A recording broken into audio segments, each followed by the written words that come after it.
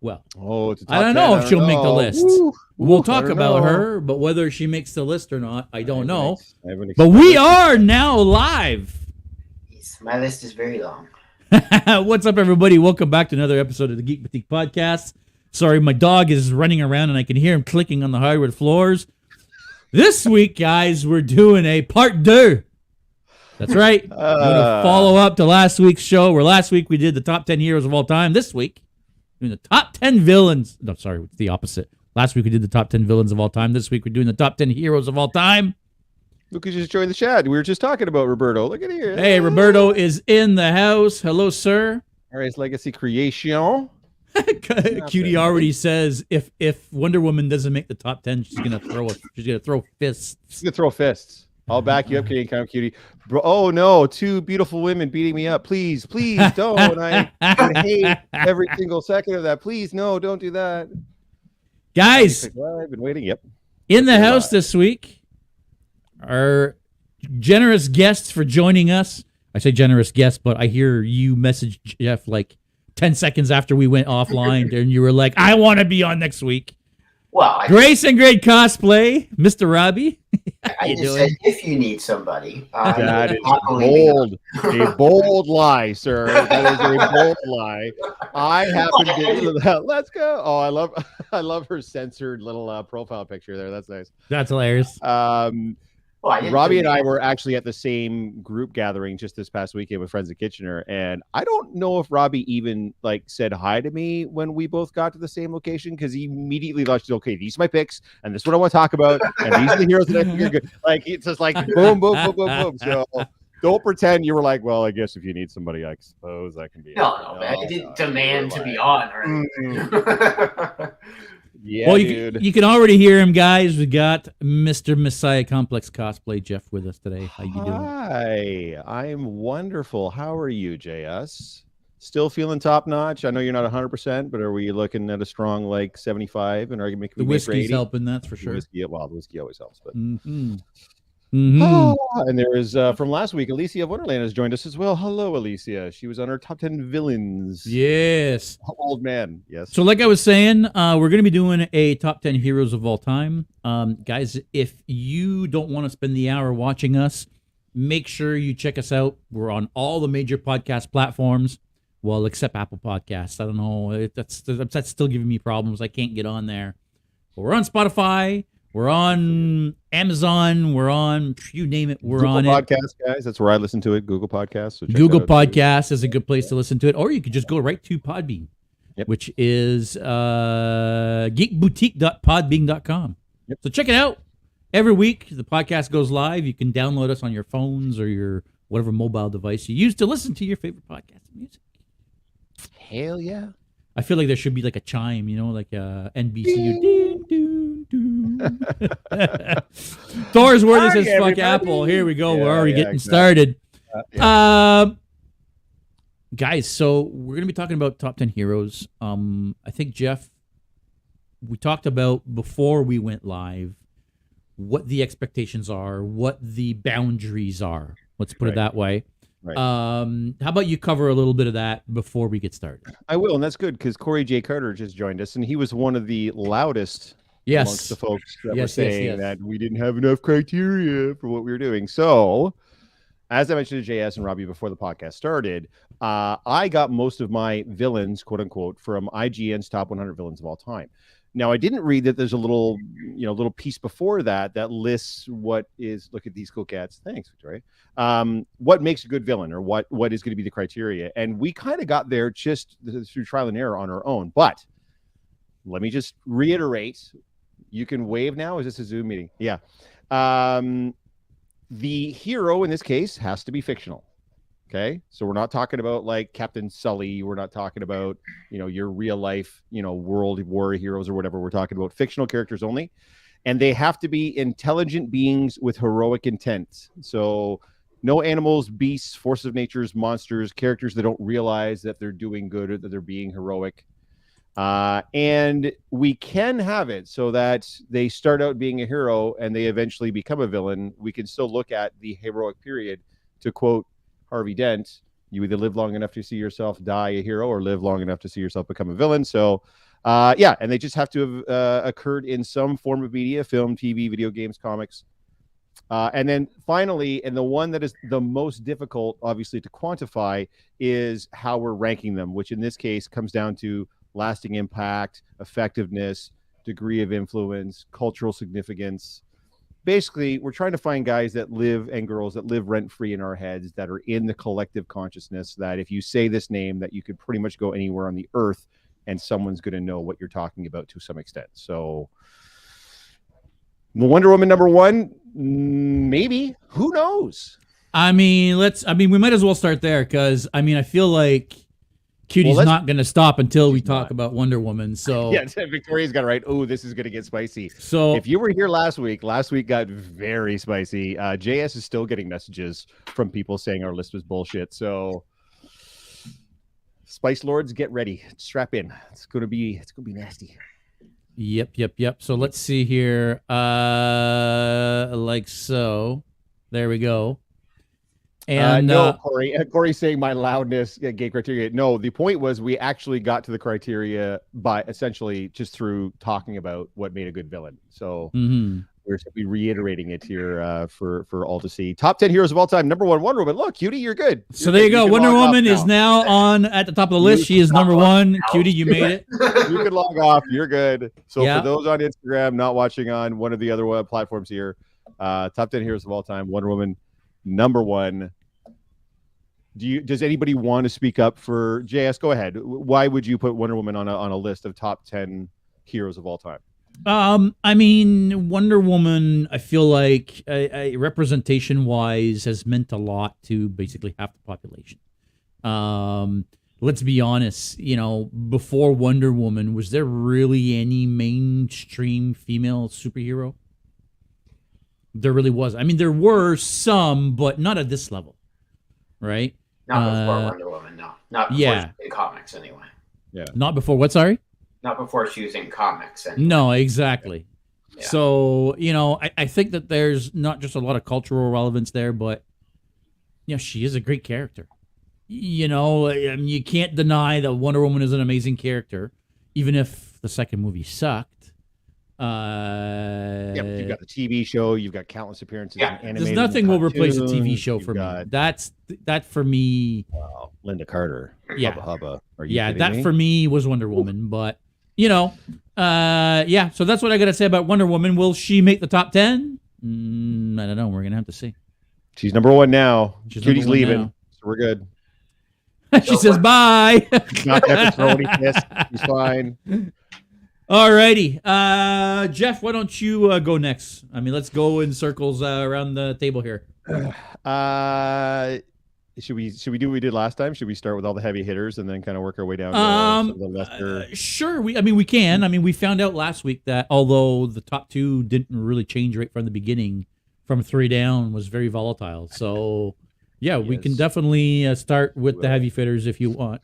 Well, I think we should probably. I don't think. One of you might mention it, but I'm going to say Batman anyways. By the way, guys, I know it looks like we're shaping up where it's just strictly comic book people, but this is not. That is not the case. It can be through. No, it will not be strictly comic book people. Yeah, but Batman's cultural relevance, again, same thing, really cannot be overstated. Television shows, animated, comics, movies, been around since the 30s. I don't know what's the most valued comic ever is still Detective Comics #27, even more so than Action Comics #1. It surprises me. It's shocking how prevalent the character is and how relevant the character is still, even after all this time. Because like a lot of it, it's getting reinvented and it's getting reimagined as we're going through, because the character, studios are struggling how to make a really good Superman movie because Superman has become kind of something that's sort of unrelatable. But Batman, at the end of the day, is just a really angry guy that devotes himself to an ideal. And I think that's something that everybody can kind of identify with on a certain level. Granted, I'm not a billionaire and I haven't spent, years learning martial arts and being the world's greatest detective. But at the end of the day, really, anybody could theoretically be Batman. Which a lot of the rest of the people on my list anyway do not share that Where's the list at? We're just building it right now. High School Voice, we're just building it right now, Ali. So Ali, right now we had Wonder Woman at number 1, and Jeff just brought up Batman, which I just put at number 1 because, you know, you're going to have a hard time arguing with me that Batman is not number 1, even though I know what Robbie's next pick's going to be, because yes. Obviously. It was going, you know what? It was going to be mine. I'm like, no, I'm going to let Robbie have that one. I was wondering if you were going to poach it, but no, I almost did. I understand Batman being at the top of the list, so I did mentally prepare myself for that. I didn't bother putting him on my list because, well, for one, I don't really enjoy the character, and 2, I knew you guys would bring him up and probably have him at the top, so I didn't need to. But yeah, obviously, my 90-something-year-old grandmother knows who Batman is, so of course he belongs on the list. She probably knows who Wonder Woman is, but I'm not entirely sure. But Batman, everyone on Earth knows who Batman is. Exactly, and I think that can't be minimized as well, right? The fact that it doesn't matter where you go on the planet, you say Batman, they know who that is. Mm-hmm. They might be thinking of, like, every one of them might be thinking of a different Batman, but it doesn't really matter because it's all the same characters. Yeah, and even in the origin story, like I keep saying too, they don't have to redo Batman's origin story anymore in any future works because, again, there's no one on the planet that doesn't know his parents were killed, and that's why he beats people up for a living. So it's correct. Yeah, shout out to Rob's grandma, minus 90 as well. Yeah. And I bet you she knows who Batman is. So absolutely she does. But that's what I'm saying. Like it's hard to argue against that cultural sort of word I'm looking for, not permutation, but just the depth of knowledge for Batman. It's insane. I don't know if there's another character on the planet, hero or villain. I don't know if there's another character like it. Anyways, Robbie, who's your pick? No, anyone that knows me, I think, knows what my pick is going to be here. And if we've been talking superheroes so far, and there would not be superheroes without Superman. So unquestionably, Superman would be at the top of my list. I understand the argument for Batman. But Batman wouldn't exist. Well, he may have at some point, but the superheroes may have not existed without Superman. So, they're called superheroes. Yeah, absolutely. Because of Superman. Because of Superman, correct. And for me, Superman is much more relatable to me than Batman. Batman might be a normal guy, but he's written like he makes no mistakes, and he's written like he's unbeatable. Whereas Clark makes mistakes, and I certainly can relate much more to Clark Kent than Bruce Wayne. Agree. I would give you that. I would give you that. I mean, I do and I don't, because I can of course I can never be Superman. Like no matter what would happen, I'm not Kryptonian. I'm not. I can't fly. I'm not invulnerable. I'm not Earth's mightiest mortal or whatever he is. But you're right. From a purely relatable perspective, his alternate persona, one of his 2 alternate personas, Clark Kent. Yeah, obviously much more relatable than. That's what I was trying to say about Batman. I'm not Bruce Wayne. I'm not a billionaire, playboy, philanthropist, whatever, right? Like that's not who I am. But could I be like a small town reporter that? Absolutely, he's has a fairly regular job, lives in an apartment, stable relationship. I can sure relate more to that than a billionaire brooding in his basement, essentially. Yes, loves his parents. Yeah. Close to his mom. Oh yeah. Yeah. No. From that standpoint, for sure. And I think that's why I mentioned earlier, it is getting more and more difficult because he's the least edgy person there is, right? So like you mentioned, like Batman brooding in his basement. I get that, but we all experience downtrodden times. We all experience, depression, or we all experience, but most of us do, Robbie. We all don't smile 20 hours a day like you do, sir. So I think I am just so much like Clark that it works for me much more than Batman does. Although I love the Bat family, Batman himself just doesn't do a lot for me. Victoria's saying, I think Clark Kent is Superman and vice versa, and that's what makes him relatable. He's the same as both. Batman and Superman are both sort of crazy. Mike saying Bobby Orr. Sorry, Mike, it has to be a fictional character. I mean, Bobby Orr was so great. He seemed like a fictional character, but no, he was actually real life. We talked about it in the podcast before, where especially with Batman and Superman, there are really 3 different personas, right? There's the Superman, there's the guy in the suit that's truth, justice, and the American way, and the leader of the Justice League and the savior of the planet. And then there's humble, Clark Kent who loves his mom and is a reporter, and then there's like the bumbling sort of Clark that tries to, you know, throw everybody off the. I understand in certain media that's for old school, yeah. But still, it is part and parcel of the character's makeup. And the same with Batman. You get Batman beating up criminals at night. You get the billionaire philanthropist style Bruce Wayne, and then you get what you said, just some angry dude brooding in his basement. So there's different personas that get kind of like brought out in some of these characters, and I feel like you're right. At the end of the day, Robbie, you're right. The Superman alternate personas are far more relatable to people than the Batman ones. Having said that, as far as like cultural significance or cultural relevance, I don't know, man. JS, where you weigh in on this? Where are you on the Superman, Batman, Wonder Woman style? So I'm gonna be very cut and dry. For me, I prefer Batman as a character, but there's no denying that Superman is the most well-known, most sold, most popular superhero of all time. Yeah. Superhero of all time. Is he going to be the top hero of all time? I don't know. But if we're talking superheroes, there's nobody bigger than Superman. Again, even though I like Batman better, and I have Batman at the top of my lists, it's hard to argue that Superman doesn't go at the top of the lists. So, well, I'm not going to argue with that. Absolutely, I feel so like. Is he bumping? I might. Okay. I'll make an argument. Here's the entirety of my argument, and it's completely anecdotal. I've cosplayed as Wonder Woman. I literally just read a cutie saying, "P.S. Wonder Woman is still the best." I've never cosplayed as Wonder Woman. I would, but I haven't. I have cosplayed as Superman, and I have cosplayed as Batman.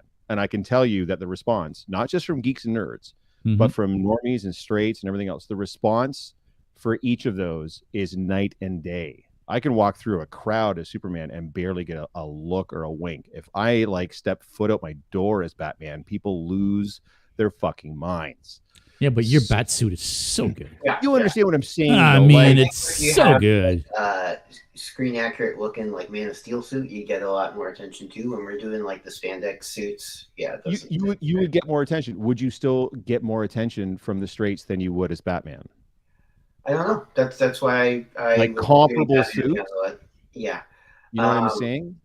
So I'm saying it's from yeah. Go ahead. Sorry. We're talking about like not just right now, right? We're talking about the entire history. And correct. Superman in the 40s, 50s, 60s, and 70s with the movie was much bigger than Batman. So I don't know if I'd say much bigger, but was bigger. So that would be my argument. I don't think he was, sir. You had the Batman show in the 60s, then you had the Batman movie in the 80s. There were Batman serials on the radio. Yeah, same as Superman, though. The George Reeves show was incredibly big in the 50s. No. Yeah, I think we're arguing between like 51 and 49%. I don't think we're arguing. Yeah. For sure. I'm saying before, at least before the Adam West TV show, it was a bigger character. He needs to be number 8 because S stands for hope. Yeah, Adam West. Like, yeah, what was the first superhero show on TV? George Reeves Superman. That predated the very first Batman show? Dude, it was in black and white. Yeah. So was the very first Batman TV show, not the Adam West one. Fair enough. In the 50s? Yeah. Gotcha. You know what? Then I will leave. I think they're fairly interchangeable, much more so than Joker and Vader were. I agree with that. So I don't have a big problem with that. I still say Vader was number one, but yeah. So if you guys both think Batman should be number 1, that's fine with me. Division in the ranks. No, I will say that argument for it. I still think Superman should be number 1, but again, like Jeff says, I think they're fairly interchangeable. I mean, it could be either or. Yes, I feel like they're both up there. So I'm going to put him number 2, but maybe by the end of the show, with some of the comments that are coming in, maybe somebody can make an argument to. Yeah, guys. Push Superman back up to number 1. Weigh in. Who do you think should be number 1 based on the criteria? I should not give up on this. According to And remember, guys, we are talking about influence-wise, Superman is obviously number 1. There's not even a question as to who would be number 1. But as far as relevance and living rent-free and cultural impact, that's where it gets that's where it gets a little bit hazier. I think Batman edges Superman out at that point. So wait, what are the criteria again? I will read out some of the criteria here one more time. No, you're going to keep reading him out throughout the show. Don't worry about it. Has to be fictional. Has to be an intelligent being with heroic intent. So it cannot be an animal, a beast, a force of nature, a monster, or characters that don't realize they're being heroic. A robot that was programmed to do a thing. Cannot be a tool or a puppet type of thing. You can eventually become a villain as long as you were a hero at one point. We are not, by the way, discussing anti-heroes. That would be a podcast for another time. So it has to be a straight hero. If that hero eventually becomes a villain, that's still okay. They have to have appeared in some form of media. And then as far as the criteria for ranking, right, the criteria on the top line, well, I mean, if you want to cut and paste it from the IGN article, JS, you could do that too, I guess. But I don't want to be slaves to criteria. I know. As far as the ranking goes, though, we're talking about impact. We're talking about effectiveness. We're talking about influence. We're talking about cultural relevance.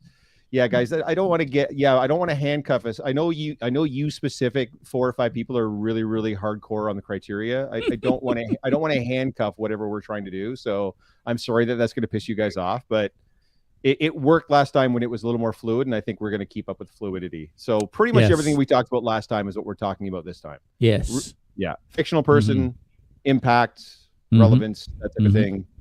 Some of it's unquantifiable, guys. Some of it's not a criteria we can list. Some of it's just, what does your heart tell you? Agreed. Yeah. Agreed. All right. And with that said, Luke Skywalker. I mean, come on, man. Of course. He's on my list too. Yeah. Luke, Return of the Jedi was the first movie I saw in theaters. I can't say enough about how relevant the story of Luke was to me growing up. Not to mention how big Star Wars was back in the day, right? I mean, A New Hope is literally named after Luke. He is the New Hope. And back in 77, nobody had seen crowds like that trying to get into a theater and see a movie. It was just bonkers what it created. It spawned video games and comic books and I mean, you name it. I mean, there's so much Star Wars content around. It's crazy. I would almost say that Star Wars is almost as big as comic books, if not bigger than comic books, just because it's so into everything now. Yeah. For me, Luke Skywalker has to be in the list, very high to the top. I agree. Luke is a legit badass. Well, I mean, I didn't want to go down the road of, for me, Luke is the Jedi, right? I mean, there were Jedis, but Luke is the Jedi for me. So, yes, Obi-Wan. He is a complete badass. Right. Well, okay, fair enough. But by the time Luke comes around, Obi-Wan's an old man, right? I mean... you guys going on and on and on earlier about the Clone Wars, and then you pick Luke Skywalker. Well, yes, for sure. Leia was my thought. I mean, Leia as well. Luke for me, bar none. Yeah, I'm definitely Luke. Canadian Comic Cutie says he's number 2. Wow, he's 2. What do you guys think? No. On my list, he was 3. Mm-hmm.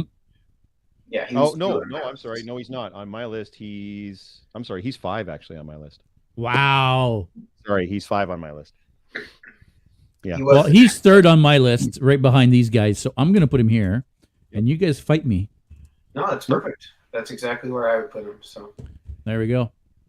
And there he stays. Jeff.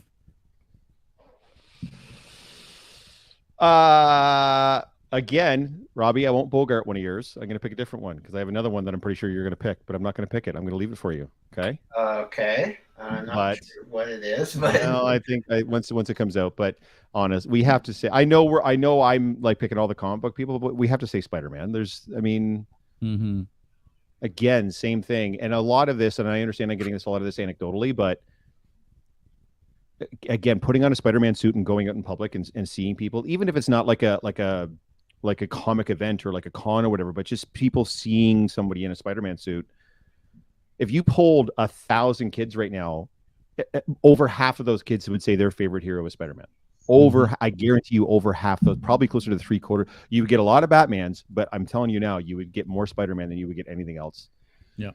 Been around 6 to 60s, essentially put Marvel Comics on the map, him and the X-Men. I mean, it's Spider-Man. Countless movies, countless cartoons, comics, books, video games, and they're still making. They just made a Spider-Man movie that made almost $2 billion at the box office. They made a huge hit PS4 game that they're bringing over to PS5. It won Into the Spider-Verse won an Academy Award for Best Animated Feature. It's Spider-Man, and I'm not even a Spider-Man guy. I know I've got a couple of suits, but I wasn't growing up. I'm not a Marvel guy. I was not a Spider-Man guy. I have maybe a handful of Spider-Man comics in the 2000 comics I have, but it's Spider-Man. Like, what are you gonna do? Yeah, you're certainly not going to get any arguments from me. It's a little out there, but my favorite Marvel character is Scarlet Spider, which is a clone of Spider-Man. So obviously, I like Spider-Man. I don't know how high I'd put him with what we got so far. That would be a tough positioning, but he definitely needs to be high on the list. Valkyrie Girl saying, when you think of symbolism for Star Wars, other than some of the logos, it's the space buttons and Leia's Hut Slayer bikini. I would say the lightsaber trumps both of those. I'm not going to lie. And Luke is, when you think lightsaber, you think Luke. So Buffy the Vampire Slayer is a great option. We can definitely get that one in there. Spider-Man was my first favorite superhero and my imaginary friend. So, I mean, hey, can't argue with that. Just flip it. Any variation of Hercules, it's also a good one. Ben Riley, shout out. Yep, Scarlet Spider in the house. You just made Robbie's day, that's for sure. Yeah. Spider-Man. I mean, on my personal list, I had him at number. Actually, wow. You know what? I'm not going to say what number I had him at, but I had him pretty goddamn high. That's for sure. It was 5. So I think he's got to be top 5. Yeah. I mean, I don't know. I mean, like, I had him at 3rd. I'm not gonna lie. Like, I had him very, very high on my list just because of how significant he is, and how significant he still is, and has been significant for like over 50 years. So, what do you guys think? Yeah, for me, as much as I like Luke, Spider-Man and Luke, I feel are a little bit interchangeable. I feel Spider-Man did for comic books and for Marvel what Luke and Star Wars did for movies. Yeah. I could see them either or 3 or 4. They're kind of, again, like, as Batman and Superman, for me, Spider-Man and Luke Skywalker could potentially be interchangeable. I mean, Christ, I've got Spider-Man comic books on my walls. I mean, Yeah, our partner in crime, Rob the bad guy, is saying put him at 3. We can't take Rob though at his word, because last time I believe his quote was, "I fucking hate this list so much." Your list fucking sucks. That's what he said last time. So Spider-Man number 2 is what that Valkyrie girl says. No. For me, he's not top 2. I don't think so. I'd say 3. If I was putting it together, I would put him at 3. Oh, the dark side says, to be honest, I forgot about Luke Skywalker. What the fuck? Victoria, you're fired. Like, what the hell? How do you forget? Wow. Yeah. How do I kick somebody from the channel? How do I do I'm fine with 3 if you guys are fine with 3. All right, fine. Whoops. We can massage the list. An argument can be made. All right. It has been. I lately, probably all time. I don't think so. Yeah, I don't know. We got like 30 years of Superman before Spider-Man even comes along, kind of thing. So it's hard to quantify from different TV shows and radio shows and movies, and before Spider-Man ever came along. So yeah, Spider-Man it's hard above Luke. He and Supes were the first DC Marvel crossover. Agreed. Yep. And were they really? Jeff even said almost all the kids would pick him higher. Yeah. And in fact, I think they had exposed Superman to some red kryptonite at the time, or something along those lines. Anyway, he was not as powerful as he was, because they did fight at first before they even teamed up. Yeah. Right. As they always do. As they always do. Interesting. Yep. Alrighty. Robbie. Okay, so I was going to say one from a movie. I feel like that's probably the one Jeff was Nope. No. Nope. It's a TV show. Okay, it's a so very long-running TV show.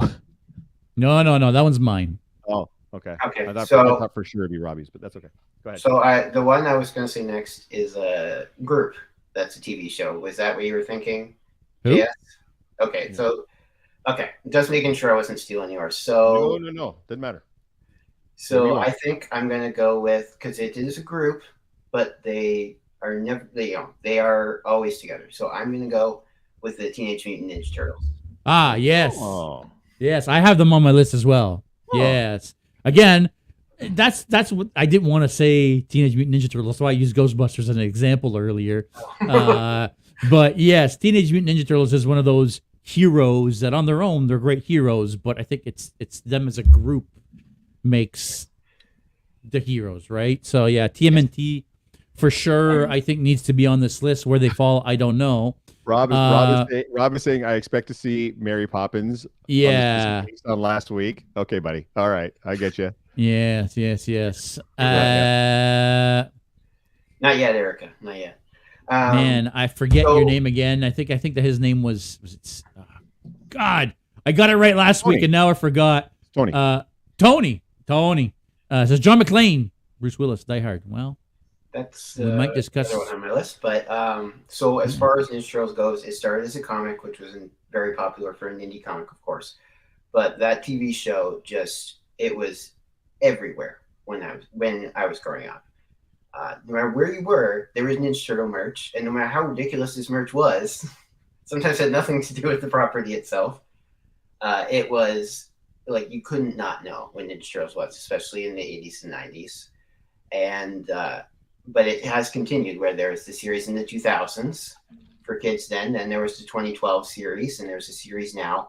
And all the movies, there's a version of Ninja Turtles for each generation, basically. So I felt like they had to be on this list, or at least, considered. Did you read the was it The Last Ronin? I think is what it was called. I haven't read it yet because I've been going through the IDW series, so I haven't quite caught up to that yet. Oh, is that connected? It just IDW put it out, so I was just gonna wait till I got to. Oh, I see. Because I don't think it's actually connected to the comic book series. The one for those of you that don't know, The Last Ronin is a future comic book.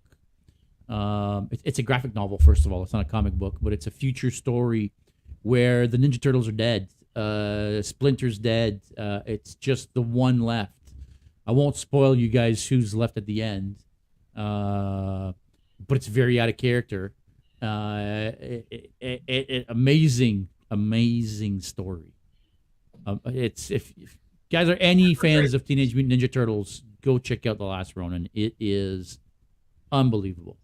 How Megan's saying, how was Hercules passed over without being added? Got to expand on this list too comic booky. None of us said Hercules, so I don't know where you're thinking it got passed over. If someone of the three of us suggests it, we'll absolutely talk about it. And most heroes come originally from the comic books. So Luke is not a comic book hero, and trust me, there's the back half of my list. There's no comic book heroes in the back half of my list. So I don't have any more comic book heroes on my list after Spider-Man. The only other comic book ones I have on my list are more like ones I'll bring up at the end that aren't like probably won't make the top 10, Yeah, man. Actually, I'm reading a lot of the more comments, but we're not. That doesn't mean we're opening up for putting them on the list. So yeah, I'll just say if it's a great. Yeah, we might at one point go through some of those, and Hercules I think is a good one. We'll probably talk about at one point. But yes, I read your Hercules comment. I've read a bunch of things out loud that we haven't talked about or added to the list. So I don't know why you think that was what we were going to delve deep on, but yeah, I'm sure we'll get there. So where do we want to put the Teenage Mutant Ninja Turtles? I would assume number 6 at this point. I don't know that they would be quite as. So on my list, I have them 1, 2, 3, 4, 5, 6, 7, 8. Okay. But Ronnie, where are you going to? I don't have them on mine at all. I didn't even have them written down. So there you go. 7 on mine. You have them at 7. So okay, let's put them at the bottom of the list for now. Again, guys, if you the people that are watching, if you can make a comment or make an argument as to why one of these characters should be up, and we agree, we'll move them. we don't agree, well, you're SOL. It's our list. It's our list, exactly. I'm the one with the keyboard. That's right. Who gave the French guy the keyboard? So for those keeping track at home, Batman number 1, Superman number 2, Spider-Man number 3, Luke Skywalker number 4, Wonder Woman number 5, and the Teenage Mutant Ninja Turtles as number 6. Eric is saying Optimus Prime. Loki. Yes, he's on my list. Johnny Lawrence. I don't know who Johnny Lawrence is. Neither do I. Okay. I'd have to look that up. Well, that's a bad sign if none of us know who it is. I don't think that's the person's going to make the list, so I don't know. Yeah. Yeah. Is it my turn? It is my turn. Yeah, give her. Now that we've done the big guys, should we start going haywire? Oh, yeah. I'm going to go a little haywire. I'm going to say Jon Snow. Not because I know anything about the show. I don't even watch the show. But this was producer Jen that added this one to the lists. From what I understand, Jon Snow is the hero of Game of Thrones. You guys watch it, so you don't watch it either. Okay. I've never seen Game of Thrones. We're gonna put Jon Snow at the bottom of the list. I have watched Game of Thrones. I've read all the books as well. I have like appendices and such too. So Jon Snow. Oh, he's the Karate Kid, Johnny Lawrence. He's the Karate Kid. Sure, yeah. Right. Jon Snow. Yeah, you can definitely put Jon Snow at the bottom. That's for sure. Yeah, he is the prince that was promised. So, yeah, but he knows nothing. Yeah, that's not even his real name. Spoiler alert. Okay, can I make a real? Well, not a real. I mean, this was a real pick, but it wasn't really my pick. This was producer Jen's pick. But Doctor Who. Okay, thank you. I thought for sure Robbie was going to pick Doctor Who. For me, Doctor Who again. Doctor Who. He is on my list, but I didn't think you guys. I didn't know how much you guys knew Doctor Who, so I was just going to say it later on. But yes, the Doctor was on my list, specifically the 10th Doctor. So yeah, the 10th Doctor. I mean, look, David Tennant is fantastic, but he's supposed to be the hero of the Doctors, right? So that's why specifically him. Yeah, fair. Okay, fair enough. The relevance of the show, I think, is its longevity, and its longevity is there because there's been 13 Doctors, right? Yeah. I mean, when I was a kid, I would sit down in front of the TV, and I would put it on CBC. Because CBC back in Quebec over in Antenna was the only English channel we would get. And you would get Doctor Who would come up, and they would be old black and white episodes of old Doctor Who. And then Star Trek would play. This was on Saturday morning, really, really early, like at 5 a.m. and 6 a.m. or 6 and 7 or whatever it was. So, I mean, as a kid, those were two of the big shows that I would watch. The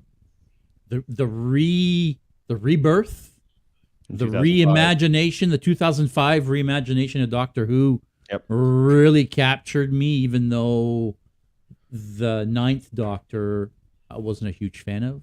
I'm not a big fan of Eccleston. He was great in Heroes, funny enough. But he was the guy that could go invisible in Heroes. But as the Doctor, I don't know. Like he didn't do it for me. Either way, we're not here to talk about specific iterations of characters. The Doctor, I feel like, again, I've got Doctor Who comic books. I've got so much Doctor Who stuff here. It's crazy. I've got TARDISes, and I've got a Dalek and TARDIS salt and pepper shaker. And I mean, I've got a Fez over there and a bow tie. Fezes are cool. Fezes are cool. I'm a massive Doctor Who fan. Doctor Who, for me, is the ultimate hero because he's not just Earth's hero. He's the galaxy's hero. And he will stand up to all of the bad guys. It doesn't matter who you are.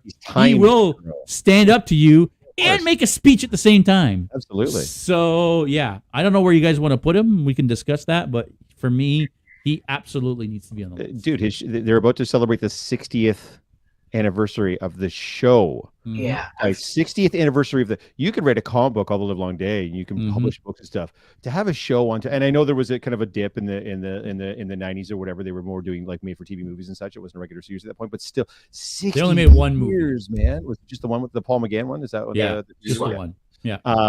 But the show, there was no active show at the time when they made the TV movie. Am I correct? No. But 60 years, man. How do you argue with 60 years? It's crazy. Yeah. I would, for me, he'd have to be above Wonder Woman. Maybe I would almost be above Luke. maybe. It's hard to. This one's a more difficult balance, and that's why I didn't want to get hung up on criteria, because as far as longevity goes, there's no question the Doctor is absolutely, it's right up there with Batman and Superman. As far as cultural relevance go, especially on this side of the pond, it's not as the 2005 reimagining definitely helped with that. Mm-hmm. Yeah. But there's Doctor Who's been around as long as I have, even longer. Crazy Mike, even longer. I was surprised because of what we're talking about. The first time I did the 10th Doctor at Fan Expo, that before I was in the building, I had someone yelling at me that yelling, "It's the Doctor." Yeah. Oh, people actually know what it is here. It's one of those fandoms where the fans are so passionate about it. Yeah. Like they're like it is. I feel like it's a smaller fan base comparatively to some of the other ones that we're talking about. I don't mean small in general, but I mean small compared to some of the other ones. But especially passion, especially over here. But they're just so into it, right? The giant booths at Fan Expo with all the Doctor Who Society folks and everything else. So there's the point I was gonna make, is when you go to Fan Expo, right, and you go to the community area, what's the biggest booth? Yeah, Doctor Who Society, easily. No. Usually it's the Star Wars booth. 501st, yeah. But what's this 501st? But what's the second biggest booth? Yeah, all right. It's fine. Yeah. It's the Doctor Who Society. Technically. Right? 501st and the Rebel Legion. Well, I knew that was coming. Well, fair enough. But Bobby's out here stumping for the Rebel Legion. Let's be honest. 501st and Rebel Legion are all Star Wars, right? So Star Wars has the biggest booth. Yeah. Doctor Who has the second biggest booth. So I don't know. That's kind of my argument for Doctor Who, though, is super, super popular and relevant in the geek and nerd community, not as such outside of it. Because of that argument that I just made, I've made the executive decision that he goes under Luke. Yep. Right under Luke at 5. Just because as we keep putting people above Wonder Woman, I'm sure Cutie's over there just like pulling out strands of hair every single time the Wonder Woman ends up further down the list. I don't know if she's still watching. I think she's tuned out. She's like, screw these guys. She's like, fuck these guys. As soon as it hit 5, she's like, fuck this dude, I'm done. Who made that pick? I was me. Yeah, you. Jeff, you're up. You're doing a really good job of keeping us on track for all of this. I'm going to say James Bond, he was fairly low on my list, but Geek and Co merch, look at that, that's beautiful. Yeah, guys, if you like to drink some water, make sure you drop by the Geeks and Co booth at Toronto Comic Con in March. We will have Geeks and Co water bottles available at the booth. Sorry, who did you say? Because he's on my list as well. I said James Bond. Yes, sir. Yeah. 007. I came back for 2 secs. Are you kidding me? Is this another Dracula moment? I don't know. I don't know who we're talking about, but is there someone obvious that we've missed there, my dear Jeff? What order did you put those? No, I think Jon Snow. I think is what she's talking about being at the bottom of the list. As far as the Batman and Superman pictures behind me, I believe Superman went up first, actually, and then Batman was second. Yeah. Who's James Bond? Yeah, again, I what's funny is I feel like James Bond is almost like the movie equivalent of Doctor Who, right? So I did not put him on my list because I don't know if I classify him as a hero, because he does do a lot of murdering, and it's his job. He's not necessarily doing it as the goodness of his heart. Fair, but I think in most of the films, when he's faced with a choice between right and wrong, he chooses right pretty much every time. So it's not, you know what I mean? Like, he's not killing people willy-nilly. Like, he's not a serial killer. He has a license to kill to do his job. But I mean, hey man, I'm open to debate it though. If you guys don't feel like he qualifies as a quote unquote hero. Yeah, he's definitely the hero archetype, right? He is the protagonist of these films, and these films are typically, he is going up against a very villainous character, and he sort of comes out on top. So I would assume that would put him fairly squarely in the hero category. But what do you guys think? He had no regard for civilian life. I don't remember him whacking a whole whack of civilians in any of the films, unless I'm in what was the first one with Daniel Craig? Casino Royale. In Casino Royale, like, doesn't he like destroy like half the city chasing the guy. Like, oh well, so are the Avengers. Are we gonna say the Avengers aren't heroes? Well, they destroyed half of New York. Are we gonna get the Avengers out of here? Yeah, fuck off. Come on, like, guys, let's be real. Like maybe we're getting a little bit too in the weeds, but I mean it's up to you guys. If you don't consider him a hero, we don't have to put him on the list. But I'd be open to it. So because I was considering it. So. Yeah. What about you, JS? Do you feel someone else in the channel did mention James Bond, but we certainly don't have to. Yeah, I mean, I had him on my list. I don't know. I'm not sure where to put him. I agree that the discussion needs to be had. For me, Dr. Ho. Sorry, I just if you're watching on YouTube, this is getting funny, guys. He makes a tens machine. He does not make different guy. Yeah. For me, he is a hero. I get the argument that he's not a hero because he wants to be a hero, but he's a hero because that's his job and that's what he gets paid for. But if you know James Bond, you know that that's not quite true because there are a lot of times where he goes AWOL, right? And he goes on these missions on his own, right? He makes a good point. He says Bond might be more of an anti-hero since he does kill. I could lean into that guy. I mean, we're not putting anti-heroes on the list. Yeah, okay, I can agree with that. Okay, fine. Okay, I can agree with that. So we're gonna unfortunately have to skip James Bond. All right. Wah, wah, wah. That's okay. That's why we have the discussion. Yeah. It's a good point, Keith. Well done. Yes, sir. We did say specifically we were not including anti-heroes. Alrighty. Well, Robbie, you're up then. Okay, I'm kind of deciding between two that I'm going to mention here. Since JS mentioned Star Trek a few minutes ago that he would watch after Doctor Who, I will bring up Captain Kirk. I can't believe it took this long. Yeah. Of any Star Trek character, I feel like even someone that doesn't know anything about Star Trek, they'll know Captain Kirk. So, very recognizable. If people see William Shatner, they probably just call him Captain Kirk, which I'm sure he loves, by the way. Oh, he does. He's mentioned it before. Yeah, he's mentioned it on a number of platforms. He's come to peace with it now. There was a time he didn't like it, but yeah, I think he likes it now. Yeah, is he my favorite captain? No, but I feel like he is the, the symbol of Star Trek, perhaps. Wait, who's your favorite captain? Picard. Oh, okay. Pish posh. Oh, who's your favorite captain? You know who my favorite captain is. Come on. I know he started out as a commander, but yeah, sure. He did start out as a commander. Look at that. The only guy who got his own show as a commander, not as a captain. Look at that. He's a big DS. I mean, that's how good he is. He's talking about Cisco for sure. Oh, okay. Yeah, my favorite captain, Cisco. Now, I will say this. James Avery is not my favorite actor. Avery Brooks? Avery Brooks. He's a weird dude. He's a bit cuckoo, but man, does he play a good Cisco? Alicia's guy. Pike is definitely making some waves, man. Pike is making waves, and he's quickly becoming my favorite. Yeah. I'm not gonna lie. Strange New Worlds is quickly becoming my favorite Star Trek. Oh, yeah. It's at the top of my list anyway. Oh, good. It's really good.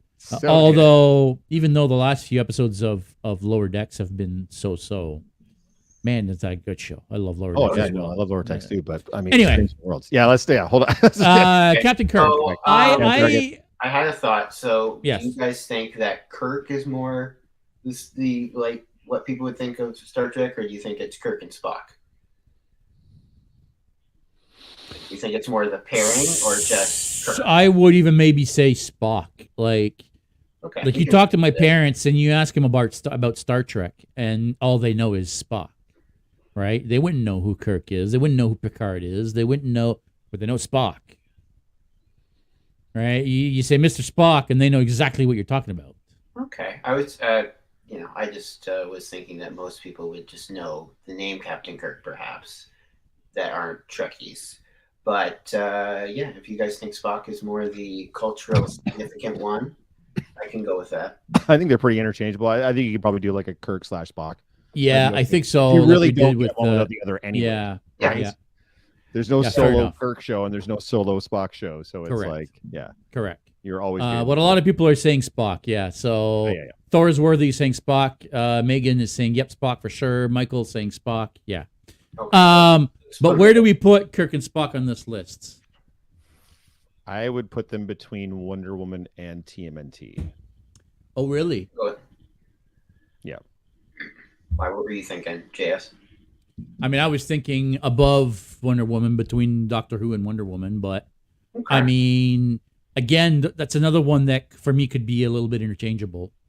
I think as far as lasting impact goes, I mean, Wonder Woman is like, cultural icon to millions and millions of girls across the planet. Kirk and Spock, I don't know. I would put them underneath that, but I mean, again, I'll go with whatever the consensus is. All right. I can go with either way, so I can go with that. Yeah. Please don't look at what I'm doing. Guys, don't go rewatch this on YouTube. You should just be watching it live now. It's way fun. Person knowing no Star Trek says, Erica, I knew Spock long before anyone else. I'd also argue Picard over Kirk for people around me with no other exposure. I think that's a generational thing. I agree with you. I think at a certain, it's kind of like Star Wars too, a generational thing. Yeah. Because, the original Star Trek came in the 60s and the next generation came in the late 80s, 89, I think, or 87, whatever it was. So yeah, agreed. Yeah. But I mean, you're still getting stuff with Captain Kirk. I guess you're still getting Picard too. Yeah. An argument can be made for both. Yeah. Mm-hmm. I know if I asked my parents who they knew better, they don't have a fucking clue who Picard is, but they know who Kirk and Spock are. So exactly. I think we're probably just looking at a generational thing. Kirk and Spock may even pass the grandma test. So. Right? Oh, for sure. Definitely not. Didn't have a clue. But they don't know who the fuck the Teenage Mutant Ninja Turtles are, though. I'll tell you that right now. Yeah, Rob, the bad guy here, says, I knew how to make the Vulcan hand gesture before I even saw an episode. Exactly. Right? Hey, guys, I'm going to say this again. If you're watching us here on Instagram, please go take a look on YouTube. We've got the actual list here that you can read and see us adding people to the list here on YouTube. You can watch us in HD. The sound quality is better. The picture quality is better. It's more interactive. We can show your comments. Go check us out, and leave us a like over there. It really helps grow and propagate the podcast on YouTube when you guys go and watch it and like it there. Throw a sub on there too. For those that are strictly here on Instagram, we hear the list in order: Batman, Superman, Spider-Man, Luke Skywalker, Doctor Who, Wonder Woman, Kirk and/or Spock, the Teenage Mutant Ninja Turtles, and Jon Snow. Yeah, you know what? I'm going to fix this here, actually, and go like that. There you go. Spock. Okay. Spock. We threw James Bond out there, but we came to the conclusion that he is an anti-hero, so he was stricken from the list. Whose toin is it? Mine. Give her. All right. Ripley. Oh, fuck. I fucking love Ripley. Collaborated Cosplay 519 says, switch to YouTube. I don't know who you are, but thank you so much. Oh, is that Groot? Oh, no, it's Thor is Worthy. There, perfect. Awesome. Ripley, I mean, when you're talking about action heroes, I hate when people try to make a distinction between female action heroes and male action heroes. To me, they're action heroes. That being said, when we're talking about action heroes, I'm a sci-fi guy. I'm a comic book guy. So, of course, I'm going to lean more towards these type of characters. Ellen Ripley is probably, for me, the action hero of my youth, the 80s, 90s, and 2000s. The Alien franchise is still going. It all started with a character that nobody saw coming. Ellen Ripley, for me, needs to be on this list. What do you guys think? Oh, I agree. I had her on my list, too. Pretty sure she's the girl from Aliens. I haven't seen any of them. So wow. I will defer to you. I mean, at least you knew. You still got there. You didn't know. And see, that's the thing. You knew who Ripley was. Sure. Yeah. I have been told that I probably won't like the first one, and then the rest of them I'd probably enjoy. But I don't know who told you that. Horror, they're the first two are two completely different films. Even though they're based in the same universe, they're two completely different. So it just depends on what you're into, type of thing. So I like them both. I probably like Aliens a little bit better than I liked Alien, but I mean, they're both fantastic films in their own right. It's almost a blessing that they're two very, very different. They're very, very different films, even though they take place in the same universe. But Yeah, I mean, I'm yeah, unfamiliar, I'll vote so on I'll his let you behalf. Alicia says Ripley rules. Ripley does rule. Ripley's very big. Ripley's a badass. Yeah. And Ripley, I think what makes her great is she's the unassumed badass, right? She's not a badass because she's a badass. No, she's a badass because she had to be, right? Because she had fucking aliens trying to kill everybody on her ship, right? And she turned into this fucking badass and is, Ripley, yeah. Where do we put her? Come on, folks. Where do we put her? Bitch. Well, definitely above Jon fucking Snow. I'll tell you that right now. 100%. 100%. For me, Ripley may even go above Wonder Woman. A case can maybe even be made above Doctor Who, but let's tread lightly on that one. I don't know that we could put her above Wonder Woman. I'm not going to lie.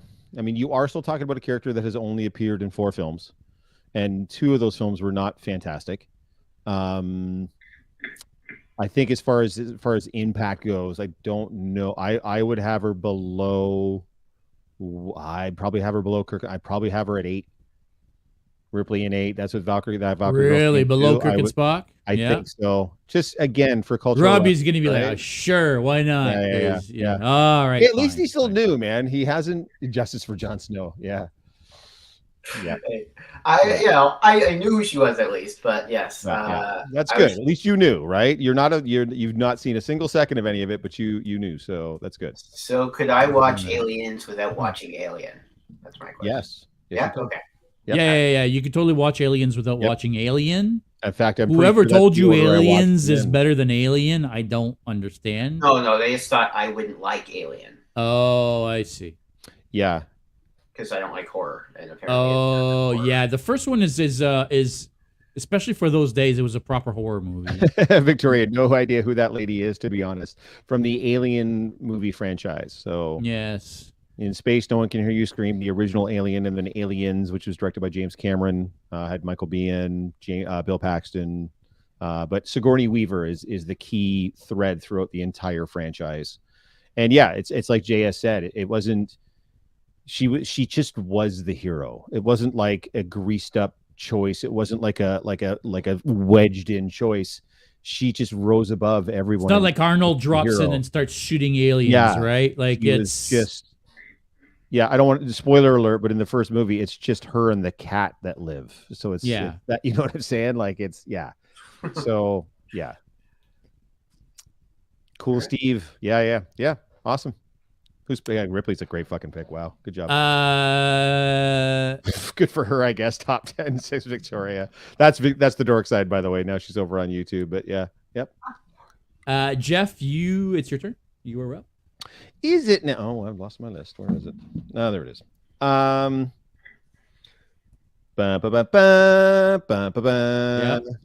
had him on my list too.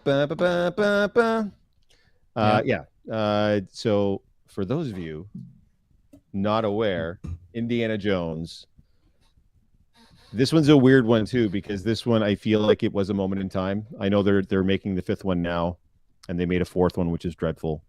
But really, it's just those 3 films in that space of time, which were amazing. Fantastic. And talk about a type of film, and especially a hero that's been copied and pasted onto so many different people. And Alan Grant in Jurassic Park, Chris Pratt in every role he's had since he got ripped and started doing action movies. You name it. Indiana Jones, that Harrison Ford was the archetype for. The Mummy, Brendan Fraser's character in The Mummy. Like we could sit here all day and talk about Lord help us with the 5th movie. I know. It has to be better than the 4th. It has to be better. It cannot be worse. Who again? Someone I don't. You know who Indiana Jones is, cutie? Come on. Indy does it as a job. He does it as a job, but I mean, he does it. Indy's a teacher, hero? Right? He's a teacher. Set out. Alan Grant was an Andy clone until now. Yeah. He doesn't set out to save people. Okay. I mean, he's fighting Nazis through a lot of it. So I kind of assumed he was sort of. I mean, his whole shtick isn't like I'm trying to get rich or hurt. It's literally like I just want to put pieces at the museum. So I guess he saves the world in the second one. Temple of Doom. No, sorry, then the first one. Oh. Lost Ark. Lost Ark. Thank you. He saves the world in the Lost Ark. So, and he does blow up Nazis. I mean, like Rob is listing, right? Uncharted video game series and movie based off of Indiana Jones. Lara Croft based off of Indiana Jones. No, that's what I'm saying. His impact can't be understated. It's easy. So I think he belongs in the conversation. Does he belong in the top 10? Because we are now at 10, folks. Take a time out here, Mr. Jeff. I don't know. Batman, Superman, Spider-Man, Luke Skywalker, Doctor Who, Wonder Woman, Kirk/Spock, Ripley, the Teenage Mutant Ninja Turtles, and Jon Snow. Yeah. And right now, we are debating the merits of adding Indiana Jones. Is Indiana Jones considered to be a hero? I would say yes. What is the general consensus? I'd say he's making this top 10 because he's more of a hero than... I think he deserves to be on the list more than Jon Snow. From what I understand about Jon Snow, anyway.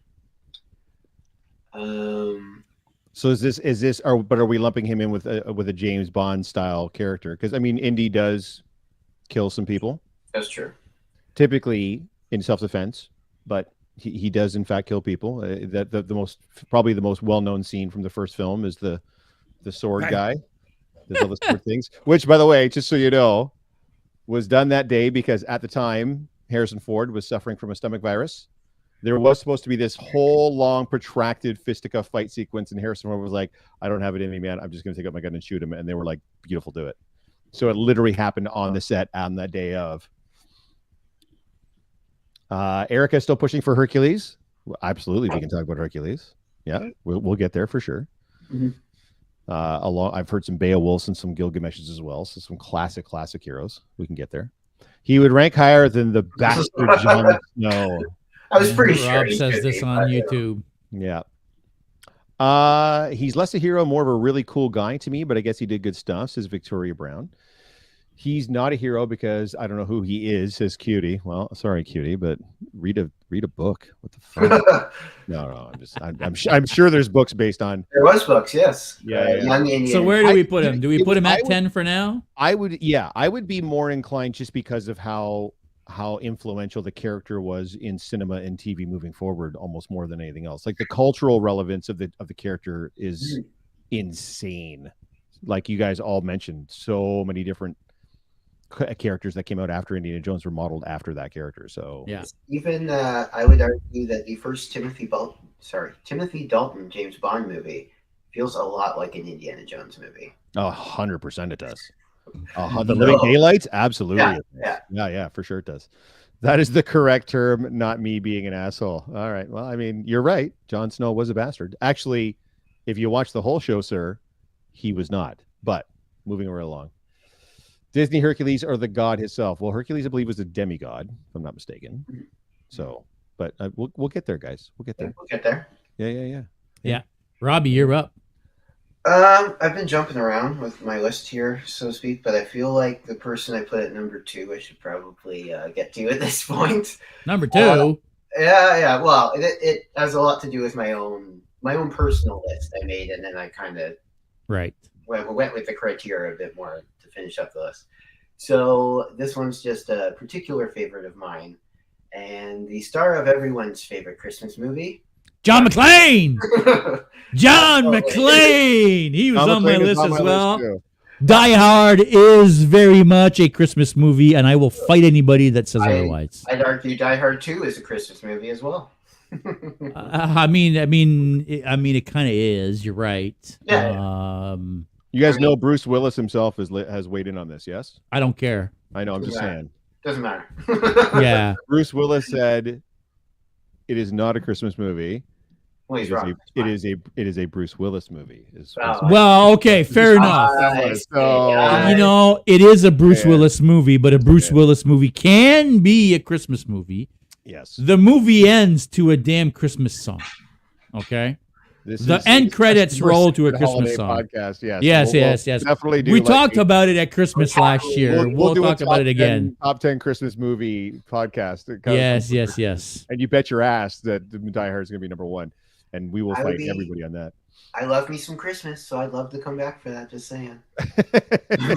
Only if we need you, though, right, Robbie? Like you're not confident. Yes, we need you. Nakatomi, dude, McClane. Again, same thing. Talk about influential. Up until then, especially in the '80s, movie heroes, especially in action films, were like guys that didn't get hurt. Like they were like your Stallones and your Schwarzenegger. They were hugely jack pump, larger than life guys that just mowed through and beat the shit out of everybody. McClane is bloodied and beaten and dirty and emotional and crying and like making a friend with the cop, and it's just such a more. There's so much more nuance to it. And I mean, Alan fucking Rickman as Hans Gruber. Are you? How did Hans Gruber not even make our list of villains? I mean, I don't know why we didn't even think of that. I have regrets about not mentioning Hans Gruber. Yeah, we didn't think of Hans Gruber. I don't know if he would have been top 10, but there should have been a discussion. Yeah. 100%. Yeah, man. John McClane. I don't know what to tell you. Same thing. Like same with Indiana Jones. Like hugely influential moving forward on other characters that came out through TV and film. So, man. But does he crack the top 10? That's the problem. I don't know that he does. Because again, it's another one of those. It's a moment in time, right? Yeah. At this point, I don't feel like he does. No, I would put him above Jon Snow, but I would probably put him below Indiana Jones.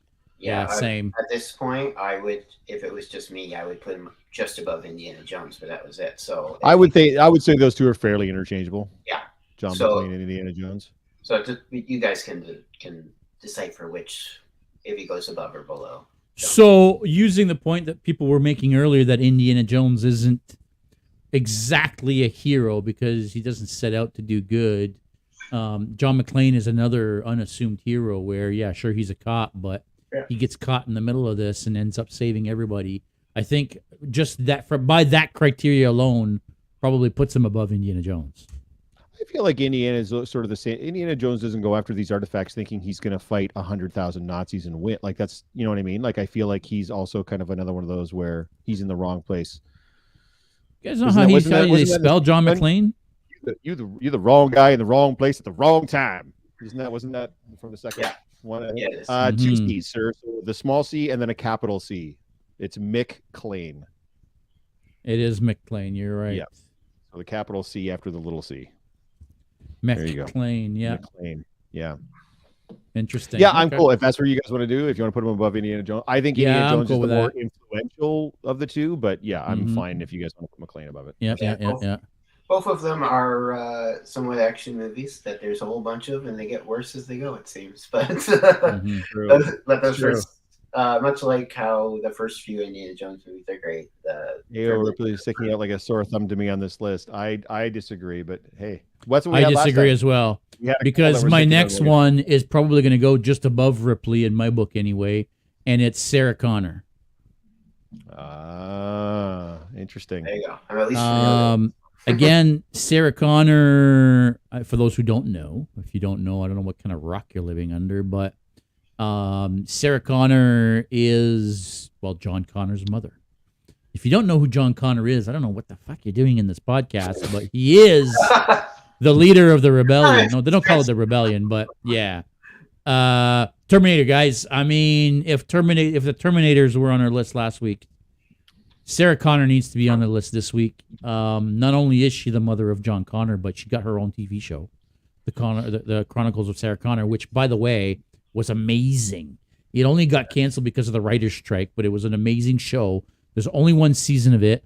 If you can go back and watch somewhere the first season of, again, it doesn't end because it gets canceled, but fantastic show. Lena Headey, what's her name? She plays. Good, right? Lena Headey. Lena Headey. Yeah, she plays Sarah Connor in this. That's a good choice. And then from Firefly, Summer Glau is in that one too. Summer Glau, she plays the good Terminator in this. Right. She's the Terminator that gets sent back to help Sarah and John. Nice. From I guess it's also a T-1000. Okay. It's not Robert Patrick, but it's. I think he's also a T-1000. Anyway, yeah, Sarah Connor, I think again needs to be in the discussion. I think for me, she goes either above or below Ripley, but again, I don't know where you guys fit her in this list. She sure did. Lena also plays Mama in Dredd. Yes, she did. She did a very good job. That's right. Criminally underrated. Yeah, she was amazing in that. Yep. Dredd was great. Dredd was fucking awesome. Yeah, I wish they had made a second part to Dredd. I still hope that they do, because I don't think Carl Urban is too old to play Dredd still. Well, the show, right? They're doing Mega City 1 as a show, apparently. It's in development. So are they really? Oh, I didn't know that. Sir. Yes, sir. Yeah. But it won't be with Carl Urban. He had said he would be open to appear. He just wouldn't be the lead. So yeah, so it wouldn't be a Dredd show, or he wouldn't be playing Dredd? He would be playing Dredd, but the show is more about Mega City 1 itself. Like, it would be more, not an anthology per se, but it wouldn't be strictly about Dredd. It would be the entirety of. So, but he said he would be open to reprising to be on the show. I assume in a recurring or whatever, but yeah. Sarah Connor. Yeah, man, where do you put her on the list?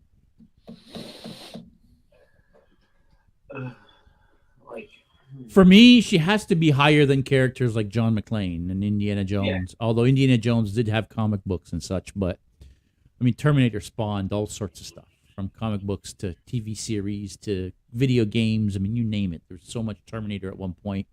That Valkyrie girl says not in the top 10. So, Megan, you see Sarah Connor below John McClane? Maybe below Indiana Jones? I don't know. I thought she'd be higher than that, but what do you guys think? I don't know, man. Sarah Connor's tough because technically she's not. I mean, you don't have to be the hero of the story to be a hero, but she's technically not the hero of the story, right? She very much is, especially of the first story. Yeah, at the end of the day, but she's there to make sure the hero is going to be type of thing. She's not necessarily. I mean, you could argue that Reese is actually the hero of the first film. You could argue that John is actually the hero, or even the Terminator is the hero of the second film. And then we don't even talk about the films that came after that, anyways. But yeah, I don't know. I don't know, man. Tony says tough. Sarah at 9. So above TMNT.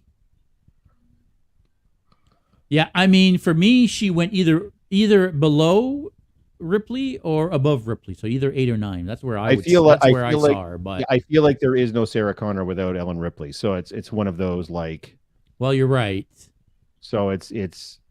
So you think she goes below for sure? But then does she go below TMNT or above? I don't know. Man, I don't know. Executive decision. Okay. You're super good at this, by the way. I want to let you know. Very, very, very good with the list. Listen, do you want to do the list? Nope. You're doing great. Love it. I mean, if you want to do the list, bud, you can do the list. Super good. You're doing great. So for those keeping that's bumped out John McClane now. Yeah, John McClane is no longer at number 10. TMNT is now at the bottom of the list. Yeah, at number 10.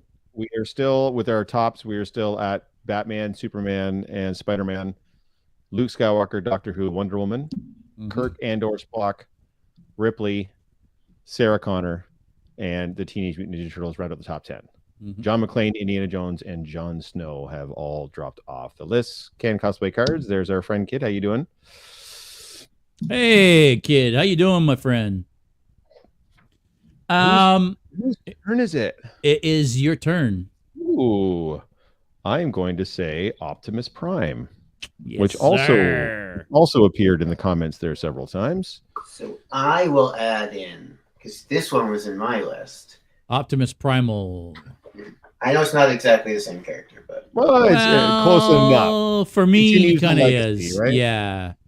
I mean, to me, Optimus Primal is Optimus Prime, but yeah. So yeah, television show, countless toys, movies, an original animated film, and then all the Michael Bay films. Optimus Prime is a key player in all of them.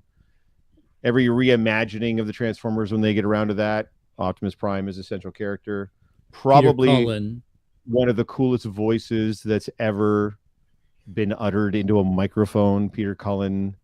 Oh man, I wish I could do the Optimus Prime voice, but no. Not only does he play Optimus Prime in the original G1 80s Transformers, but he is the voice of Optimus Prime in the Michael Bay movies. Yes. He's the voice of Optimus Prime in a lot of the video games. And a lot of the new animated Transformers TV shows are different voice actors that mimic Peter Cullen's Optimus Prime. Jennifer's saying, but he's a robot, but he is sentient. We did have this discussion last week when we put Megatron on. Correct. Because he's sentient, he's a thinking being. He's not a drone, right? Yes. He's a sentient machine. Between right and wrong. So that means he's on the list. Yeah. And he needs to be at 10, is what Cutie is saying. So we would bump the Teenage Mutant Ninja Turtles off. And Prime over TMNT for me for sure. I know Robbie. Oh boy, that look I just got from Robbie says it all. But yeah, for me, the original Transformers was just a little bit before my time. So I knew what it was, but I don't think, besides the movie, I don't think I ever saw Generation 1. Fair enough. So for me, Ninja Turtles would be above Optimus, but I understand. So, yeah, I would probably put him at 10. Yeah, I would think so. 7 viewers, guys. By the way, on over on the old YouTubes over there. Well done, guys. Well done. Yes, sir. Yeah, thanks for joining us on the YouTubes, folks. Like that. That's good. Yes. Make sure you leave a like. Make sure if you're on YouTube, like the video. It helps propagate the lives out, right? So more people will come and watch. So, and if you're not subbed, by the way, please sub as well, because that's enormously helpful to us. So. Yes, definitely.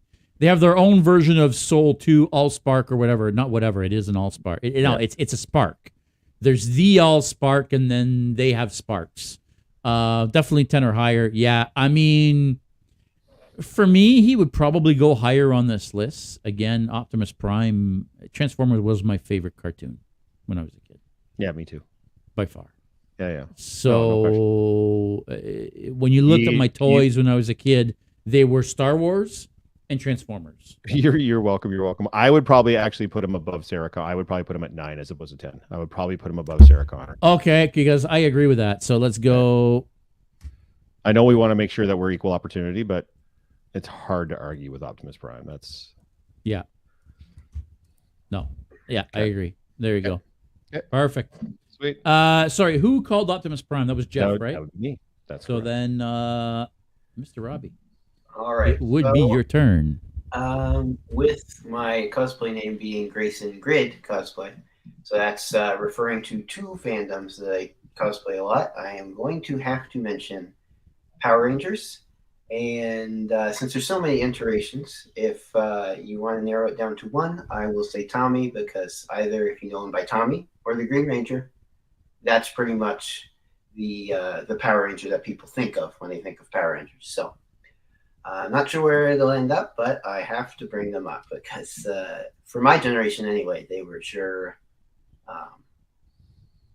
absolutely everywhere in the 90s. So this is definitely one of those moment in time things, because this is generationally, because like you said, like Transformers was before your time. This was definitely like after my same. Power Rangers were after my time, so I was also never into the Power Rangers. Yep.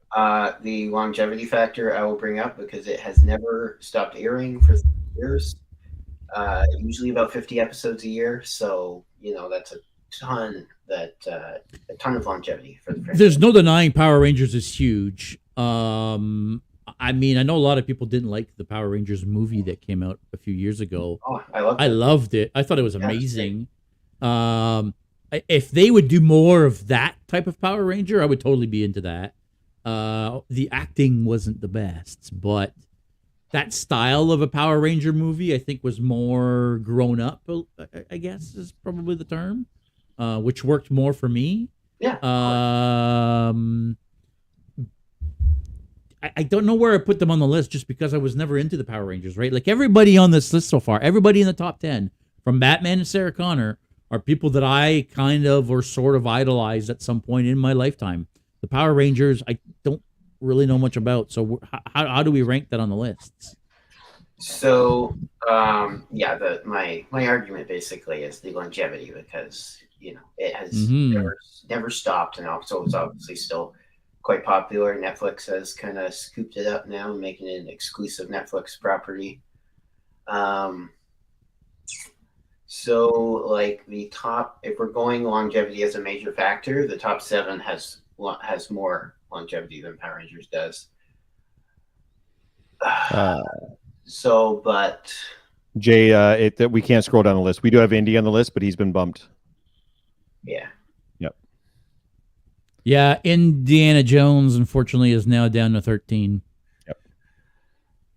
Here, maybe I can make it smaller so we can see the whole list. There we go. So there we go. Hey, I'll make it smaller as we go so we can see the whole list on screen here. Look at that. There we go. Power Rangers are better than Sarah Connor, hands down. Okay. Do we want to put Power Rangers at number 10? Sure, I'm okay with that. Yeah, I mean, yeah, okay. Yeah, that works. Yeah. So, Robbie, both of those. So, I'm curious because these are both your picks. So, you would put Power Rangers over the Teenage Mutant Ninja Turtles as far as overall relevance, longevity, cultural, like people who know what, you know what I mean? Because, like I said, there's an intro for every generation, but there's literally been a Power Rangers every year, like never stopped, never been canceled. And Ninja Turtles has had those gaps, right, where nothing was coming out, and it was a stagnant franchise. Okay. And Power Rangers has a big line of comics and video games and movies, because there's been 3 movies now. So 3 movies. Yeah, there's a movie in '95. That's just Mighty Morphin Power Rangers, the movie. And then in '97, there was Turbo, a Power Rangers movie. And then the 2017 one. So those first 2 movies were movies with the casts from the TV shows. Show, yeah. The first one didn't connect to the show, but it was the same. Okay. Because this last one wasn't... It's its own thing. Yeah, it was its own thing. Bond? Yeah, Bond we figured out was more of an anti-hero. And anti-heroes are not considered heroes on this list for this. That was one of the criteria that we did have. Mm-hmm. Yeah. He's essentially a guy doing his job, but he kills a lot of people and doesn't seem to have a lot of remorse or regret about it. So yeah. Very much an anti-hero as far as that goes. Which we almost made the argument for Indiana Jones, but we still figured no, he was heroic enough. So Power Rangers crossed over with TMNT. Okay. I just wanted to be sure because, I'm like JS. I do not have a dog in the Power Rangers fight. I've tried a couple of times, and I can't get into it. But even I know who the Teenage Mutant Ninja Turtles are. So, yeah. So I wasn't sure because they were both Robbie's picks. I just wanted to hear him say which was higher and why. So that's good. Sounds good. Whose choice? Oh, look at you guys having criteria this week. Stu, you're late to the party. Turns out we did have criteria last time. Just you guys are a bunch of whiny, sucky baby faces. So That's right. All right. I believe it's mine. Give her. And so I'm going to say this. I don't always read. But when I do read, no. Sorry. We bullied them into it. You really didn't, but I was doing the meme here. No, guys, I'm not a big reader. I don't read a lot of books per se. I read a lot of comic books in my time, but what I have read a lot of is Sherlock Holmes. Sherlock Holmes has hundreds, if not thousands, of short stories over multiple collections of books. Sherlock Holmes has been around since the 20s, I think. Long time. Multiple movies, multiple TV shows, multiple iterations. I mean, everybody, again, knows who Sherlock Holmes is. For me, again, he has to be on the list. I think he has to be top 10. But I'll let you guys. Oh boy, okay. Are we gonna get into this, bud? Well, let's go. My argument for Sherlock Holmes would be the exact same argument for James Bond. I feel like Sherlock is more of an anti-hero than he is a straight-up hero. Why? I mean, he doesn't kill people. He doesn't. No, agreed. But in a lot of cases, he's not doing it. Whatever he's doing, he's not doing it because it's the right or the wrong thing to do. He's hired essentially to solve a mystery, and then he can't help himself using his deductive powers to solve the mystery. I don't think he's ever doing that just because he's trying to be a hero or trying to do what's right or trying to be a good guy or even trying to fight evil. He's just trying to solve a case. So I don't know that you would necessarily. Yeah, I don't know. He just wants to prove he's the smartest. Yeah, a lot of people in the chat seem to agree. I think I put him in the same kind of category as James Bond, not in methodology, but just so anti-hero more than hero. I think so. I think so. And I think the Cumberbatch version was really, really, drove that home. He made some very questionable and spurious decisions. And I mean, so did the Sherlock Holmes of the book. Christ, he was a coke addict, for goodness sakes, or a heroin addict. Like he was not a good dude. The Sherlock Holmes in the books was not a good dude, like at all. Well, he is an arrogant prick, right? He's not a nice guy. He thinks he's smarter than everybody else, and at least he was saying, I don't feel Sherlock is a hero. It's a job he does, says William. Sherlock isn't a hero, though. He's doing everything he does out of arrogance and because he's smarter than everyone else. Yeah. I'm not on the side of the angels. Yeah. I mean, I had Sherlock written down originally on my list, and then I ended up crossing him out because I felt like he was just too much of an anti-hero to really. All right. Okay. I can deal with that. Please. So Jeff, then it is your turn. I think there's I've only got 2 left on my original list, so I'll go ahead and hit one. Harry Potter. Yes, he's on my list as well. Yes, he was next on my long list. Yeah. Yeah. It's again, everything we talked about with Voldemort last week kind of gets put over to Harry Potter this week, and I know it's a triumvirate, like it's a trinity kind of thing. It's him, Hermione, and Ron, but again, it's 7 books, 8 movies, and up until the Marvel Cinematic Universe, the highest grossing series of movies of all time. Mm-hmm.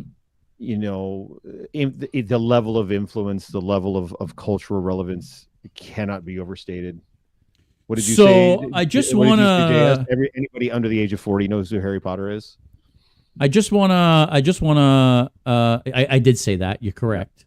I just want to make one more point for last week's Voldemort and why I didn't think he belonged on the top 10 list, and somebody made a point that I didn't think of on the spot. But Voldemort couldn't even take over a friggin' school. He couldn't kill a baby, for crying out loud. And he made our top 10 villains lists. You can't kill the boy who lived. He did still kill some people, but I mean, if he kills Harry Potter, there's no story. Yeah, he's killed all of 11 people. You know what I mean? Like, I don't know. But Harry Potter, on the other hand, yeah, I mean, I think he does belong on the list more than Voldemort. If Voldemort ended up on our top 10, Harry Potter has to be in our top 10. Yeah, I do like what Cutie said. Is it would almost be like it would almost be like a Kirk Spock thing. Like we could put Harry, Ron, and Hermione as the thing, right? Mm-hmm. Found a Harry Potter set of Pez characters in a tin last weekend after your episode. Giggled and bought it. Yeah. Again, like JS said, there's nobody on planet Earth under the age of 40 that doesn't know who the fuck Harry Potter is. So it was a cultural phenomenon, and it still kind of is, right? So he is, yeah. Where would you guys? I would probably, if it was me, I would probably I would argue somewhere between 5 and 7. Yeah, that's where I was looking to. Like, I would be good with 7. I would put him above Kirk and Spock, but maybe below Wonder Woman. Definitely above Ripley for sure. So yeah, it's got to be 7. It's got to be above 7, but I wouldn't put him as high as a Luke Skywalker or Doctor Who. So it's got to be in that range somewhere. So either 6 or 7. I think so. Yeah, I was thinking 7. Yeah, I think Wonder Woman is still the more influential, but all right, fair enough. Harry's a little bit late to the party. Harry Potter. There we go. You're only going to gain his powers because of a group effort. Yeah. I agree. I think we'll just put Harry, because the whole series is called Harry Potter and so I think I think we're okay. When we say Harry Potter, we get that we're talking about at least the 3 of them anyways. Yeah. Okay. Guys, we've been on for an hour and a half. I still have people on my list. I have a feeling you guys still have people on your list. So thankfully, I only have one. But we gotta keep it moving. But just to review here, that I just want to bring up. So yeah, you're actually next, Robbie. But just before you go ahead, top 10 so far: Batman at number 1, Superman number 2, Spider-Man number 3, Luke Skywalker, Doctor Who, and Wonder Woman 4, 5, 6, Harry Potter, Kirk, Spock, and Ripley. 7, 8, 9. Optimus Prime is on the bubble. Is Optimus going to make the top 10? Sure fucking hope so. Robbie. So For me, I think next I will bring this up since I saw Ariana in the chat and I was threatened with my life if I did not bring this up. So I will mention Captain America. Yeah. Certainly the most long tenured of Marvel characters since he goes back to the 40s as well. Mm-hmm. Him and the Human Torch and the Submariner really were the original three for Marvel. Yeah. Back when they were timely comics. Yes. Yep. So yeah, a lot of longevity with comics. I know in other media he hasn't been as prevalent, but if we were judging just by on the character, how much the character is a hero, Captain America would be right up there at the top. So I bore witness to that threat. You know, I agree that, you know, in the Marvel world, there is no greater selfless hero than Captain America. I just don't feel like Captain America has the cultural influence and relevance over the years that the rest of, or well, maybe not all of this list, but at least for me, the top 10 anyway. And now, by the way, the Power Rangers were bumped out of the top 10. I still think the Power Rangers for me would be above Captain America, not because I know anything about the Power Rangers, but because I understand the influence that the Power Rangers had over kids in the 90s, right? Yeah. Ask any kids of the 90s who their favorite action, kids movie show was, and it was the Power Rangers. They didn't even know who Captain America was back then, right? Because in the 90s, kids weren't actually reading comic books. So they were just reading X-Men. Well, fair enough. All they were reading was X-Men. Fair enough. Yeah. Which is funny, by the way, that we don't have a single X-Men on this list. To that point that he was just making, that the Power Rangers had such an influence with me in the 90s. I am a black belt today. Well, there you go. There you go. Because of that show. So, yeah. At last somebody said it. Yeah, Von Civil saying, at last somebody said it. Yeah. Hey, what's up, Vaughn? Yeah, I mean, dude. Hey, guys. Sorry, quick timeout. Yeah, if you haven't seen our Vaughn's Collectibles episodes on the Geeks & Co channel, go check it out. Vaughn is one of my buddies. He's been buying a bunch of collectibles. We filmed a couple of episodes where we actually unbox some of these cool collectibles, like an Iron Man bust and an actual Mjolnir. Guys, go check out the Geeks & Co channel. Check out the Vaughn's Collectible episodes. Leave us a like and a quick hi to Mr. Vaughn over here. Rob the Bad Guy says, I went to see the Power Rangers movie in theater with my whole family because it was relevant to both me and my kids. I mean, that's the thing. Rob is young enough, or is young enough that he was on the cusp of the Power Rangers, but they were popular all the way through to his kids who also loved the Power Rangers, right? That's how big they were. So, yeah. I forget who your pick was, Robbie, now. Because we're going off on the Power Rangers. Oh, Captain America. Captain America. Would be very high, but I wanted to bring him up anyway because of the cultural significance. Like, yeah, longevity, no question. I kind of like with AJS. I feel like it's only really been in the last 10 years that he's become a well-known character, and strictly because of the MCU. Before that, you had to be a comic nerd to know who Captain America was. And even then, you may not have even been reading Captain America because on the Marvel side, he wasn't Spider-Man and he wasn't an X-Man. Mm-hmm. So it wasn't as, same with Iron. You can make the same argument for Iron Man too, right? Yeah. Iron Man now is a very well-known, very popular superhero, but strictly because of the MCU. Otherwise, and I'm not convinced that 10 years from now, anybody's going to be talking about Captain America and Iron Man anymore because they won't have been on screen in such a long time. With the, of course, we're going to have the Sam Wilson version of it, but. For me, Cap kind of goes below Ninja Turtles. Okay. Yeah, I can live with that. For me, me, I think the Ninja Turtles had a bigger, absolutely, cultural impact, generational impact than Captain America. But Megan's making a very lengthy case for moving Wonder Woman up the list. Argument for Wonder Woman to go way up to in the list. Well, she's already at 6. Her first solo movie for the DCEU grossed higher than Man of Steel and also more than The Batman.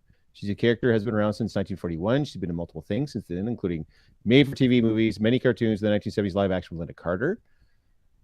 all before the newest live-action movies with Gal Gadot. Also, women costumes have been searched for 49,500 times, according to the 2021 article More Than Batman and Superman.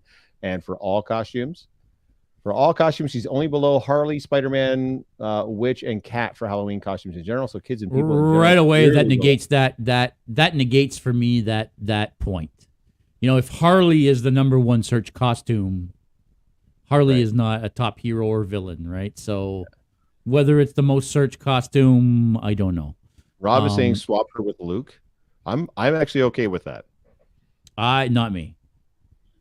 I don't think she's above Doctor Who or Luke for me, but I mean, yeah, I would want to keep her below. I'm making dinner, so thank you. Wonder Woman forever.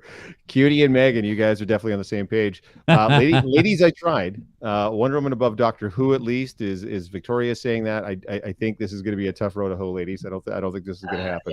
Yeah. I don't feel like she should be above the Doctor. No, not if I'm.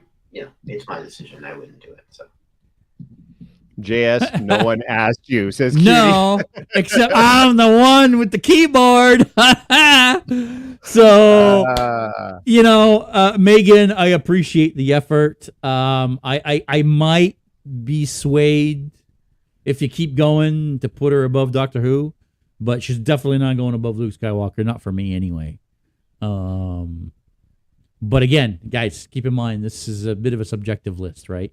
Like a bit. Maybe we should actually have a poll and make a poll on the Geeks & Co Instagram account and see what people vote as their top 10 lists. Maybe we should try to do something like that. Absolutely. Yeah, for sure.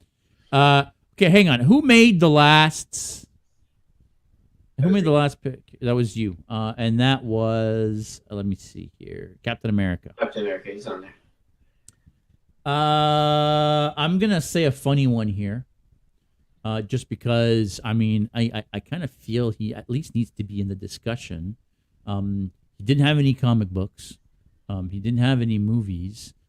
He did have some parodies made of him.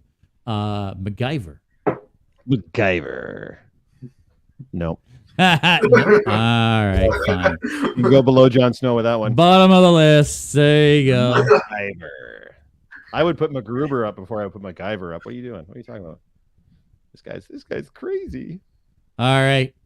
Do you guys have anybody else left on your lists? I have one that I want to make my case for. Yes. Go ahead, Robbie. We've been waiting the whole fucking time for this. Here we go. All right, here we go. So I mentioned that I brought up Power Rangers because that's part of my cosplay name. The other one being Grayson. I think you know where I'm going here. I am going to bring up Robin. I know that Batman's on there, so you probably think, why would we put Robin on? Well, Robin was very influential. Nice glare there, Jeff. So he was very influential because he is the first sidekick in hero media, well, superhero media anyways.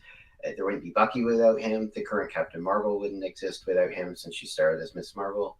Any sidekick character or partner character, I don't think would exist without Robin. And not only that, but like I mentioned with Power Rangers, every generation has their Robin. So whether you like Dick or Jason or Tim or Damian or Carrie Kelly, whichever one you want to pick, there's a Robin for you, Yeah,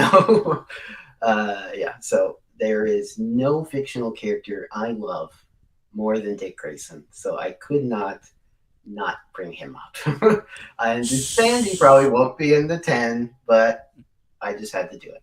Yeah, well, the weird thing about this is I would lump him in with Batman, but you don't care for Batman. So it's weird that you would say his relevance is based on him being the first sidekick, because he is, of a hero that you don't even like. No, how does this work for you? I watched a ton of Batman growing up, and I was just sitting there waiting for Robin. But you got to remember, the whole point of Robin was to represent you, right? He was you in the show. That's why we all associated with Robin and with Bucky and with the sidekick, because the sidekick was there to be us, right? They were kids in a lot of cases, right? They were young kids because that's who was watching those programs or reading those comics, right? 100%. But I can super relate to Dick Grayson, where I cannot relate to Bruce Wayne. So that's the thing. So are we talking about Dick Grayson or are we talking about Robin here? Because there are many iterations of Robin, and they're not all that good, to be honest. Are we up to like 7-ish now? 6 or 7? I think there's more than that now. And ones are Dick, Jason. Well, there's 4 main ones. And Damian, and Stephanie Brown for like 3 issues. So I don't know. And Carrie Kelly and Carrie Kelly was just that one story, right? Yeah. But it's the most influential Batman story ever. Well, it is for sure. Hard not to throw her in there, but for sure. Just gonna take a side. Sorry, guys, a real side. But Bruce Wayne is saying, "I got to point out the logic flaw about Captain America not being relevant in 10+ years. The only reason any movie gets budgets like that is because they were already super popular." So I'm going to make a point against that. That's actually incorrect. That's correct. That's what I was going to say. That is also incorrect. They sunk money into Iron Man and Captain America because they had sold the rights to Spider-Man and X-Men. So exactly. And they didn't really have much of a choice. In the 90s, if anyone knows what the Marvel Comics Heroes Reborn thing was, it was that they hired all the Image guys to recreate all their books they didn't want to cancel, but were like dying. One of them being Captain America. Captain America was not very popular throughout the 90s, the 2000s. Even by the way, the initial phase 1 of the MCU films, only the Incredible Hulk made less money than Captain America: The First Adventure globally. Yeah. So he was not a popular character. And I will say this too: without Chris Evans, he probably still would not have been a popular. Chris Evans made that character popular. And Captain America wouldn't be nowhere today without the Avengers, because and I'm not talking about the movie Avengers. I'm talking about the Avengers comic books. Yeah. And the Avengers cartoons, and Captain America was always the leader of the Avengers, but on his own, nobody bought Captain America comic books, right? I challenge anybody in the chat to send me a picture of a Captain America comic book that they own. Not an Avengers, an actual Okay, other than Robbie. Much like my love for Robin, if I saw a Captain America book with Bucky on the cover, I was buying it. Well, there you go. All right, sorry. So back to Robin. Are we talking about Robin, or are we talking about Dick Grayson specifically? Well, I think we've already said in the past that it's the character, right? Okay. Yeah, I was just lumping them all together. But if you want me to pick one, then it would be No. We can't do that now. We can't do that now because we've been generalizing everybody else. We can't now decide it's going to be one or the other. So it's got to be Robin as a character, been around since the late 30s type of thing. Where does he go on the list? Yeah, been many movies, many shows, so I felt like it was at least worth bringing up. Yeah, I don't feel he goes top 10 for me, just because Robin. Here's my thing with Robin. Robin never becomes his own hero until he becomes something else. Sure. Right? Robin doesn't become his own hero until he becomes Nightwing, until he becomes the Red Robin, until he becomes the Red Hood. You know what I mean? Like, Dick Grayson doesn't really truly become the hero until he becomes Nightwing and is no longer Robin. The Teen Titans. Yeah, well, the Teen Titans has actually shown us that, right? Like So anyway, for me, he doesn't make the top 10. That's for sure. So I don't know where you guys want to put him, but I don't know that he makes the top 10 for me. No, it's okay. I'd put him around like the Power Rangers, Optimus Prime. Really, that level. High? Do the grammar test, man.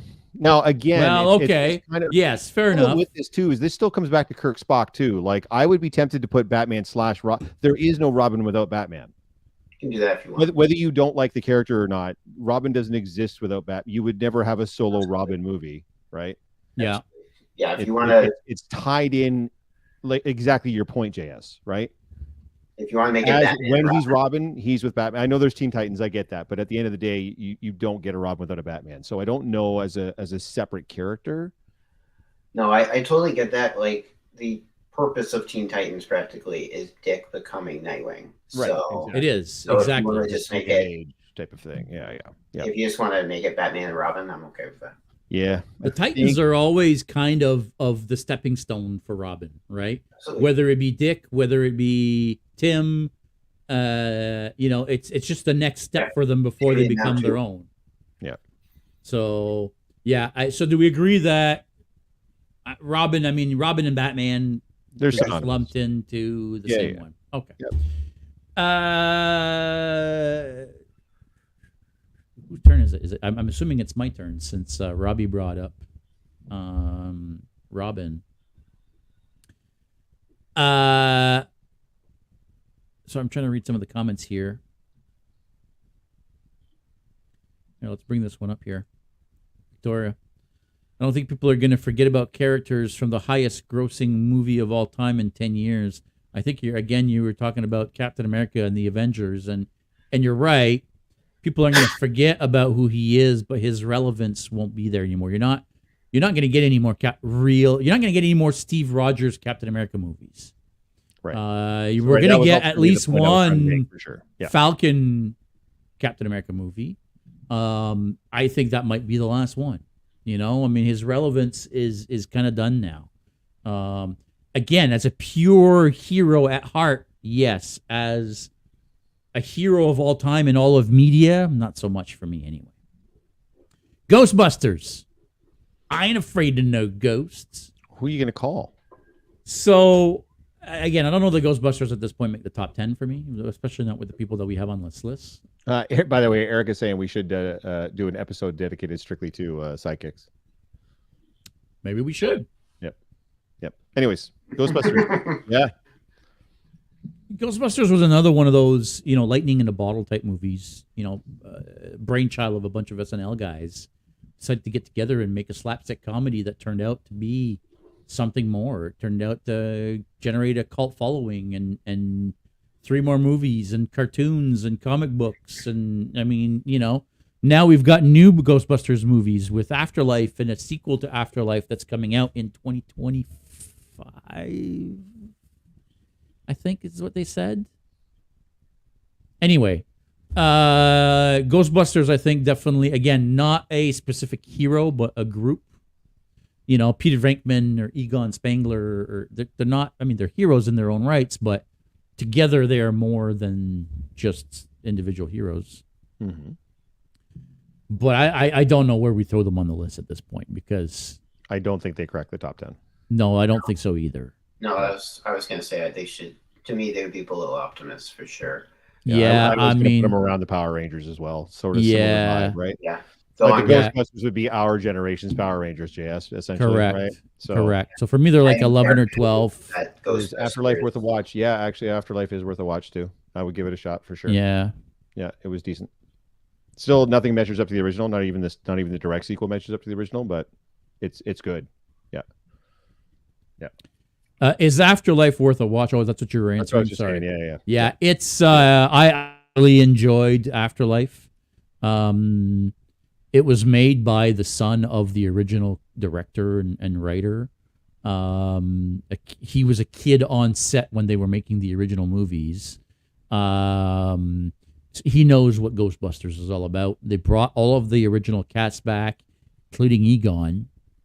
I'm not going to tell you in what capacity, considering, he's passed away now. But, it was a great, great, great follow-up to number 2. I would say it was better than number 2.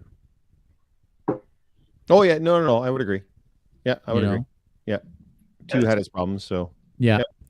So we're saying right under Power Rangers? Is that what we said? I'm good with that. Yeah.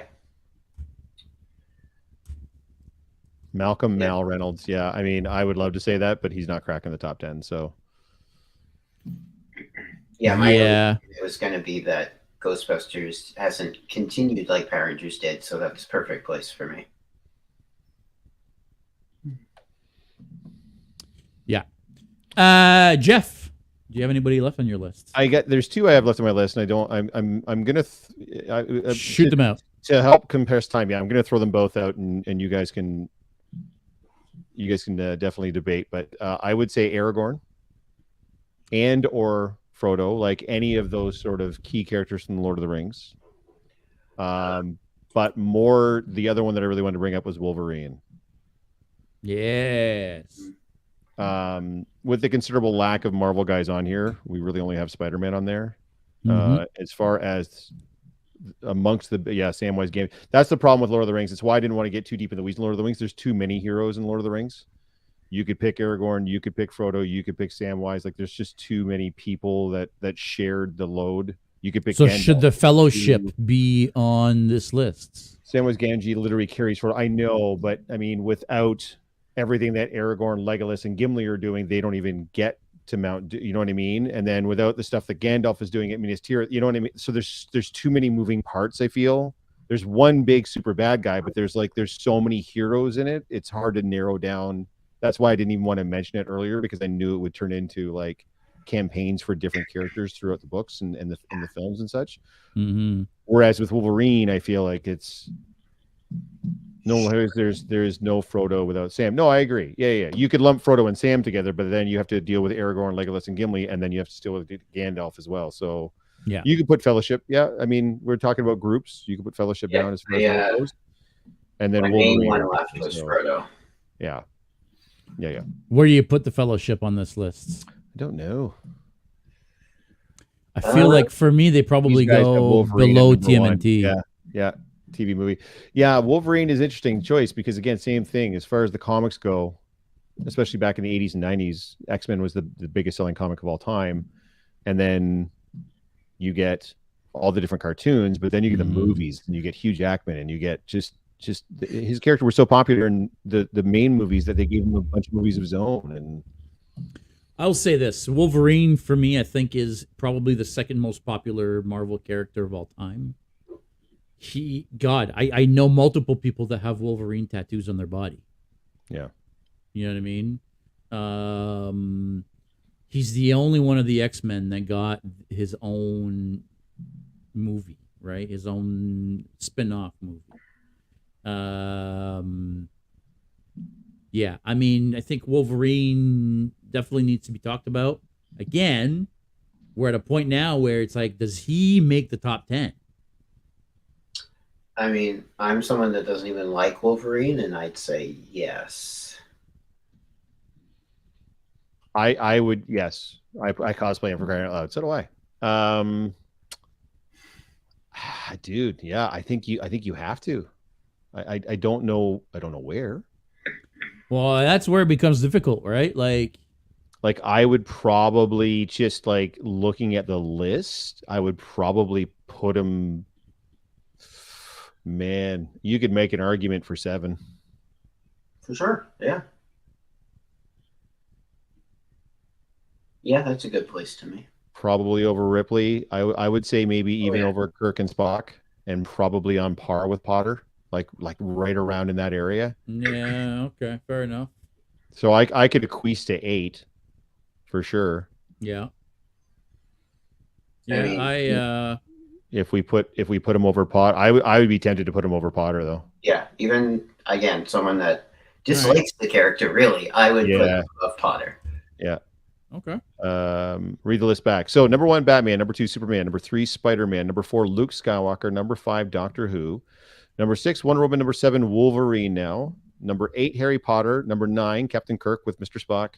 And number 10, Ellen Ripley from the Alien franchise. God damn it, Optimus Prime has been bumped out. Optimus Prime is now number 11. Power Rangers. Power Rangers are gone. And Transformers 14, TMNT 15, Captain America 16, John McClane 17, blah, blah, blah, blah, blah, blah, blah. All the way down the list. So yes, the top 10 list now ends at Ripley. Robbie.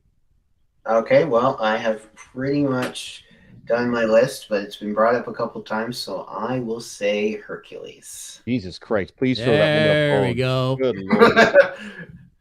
There we go. There's gonna be a fucking sign the next time we went to their house, Robbie, if we didn't bring up Hercules.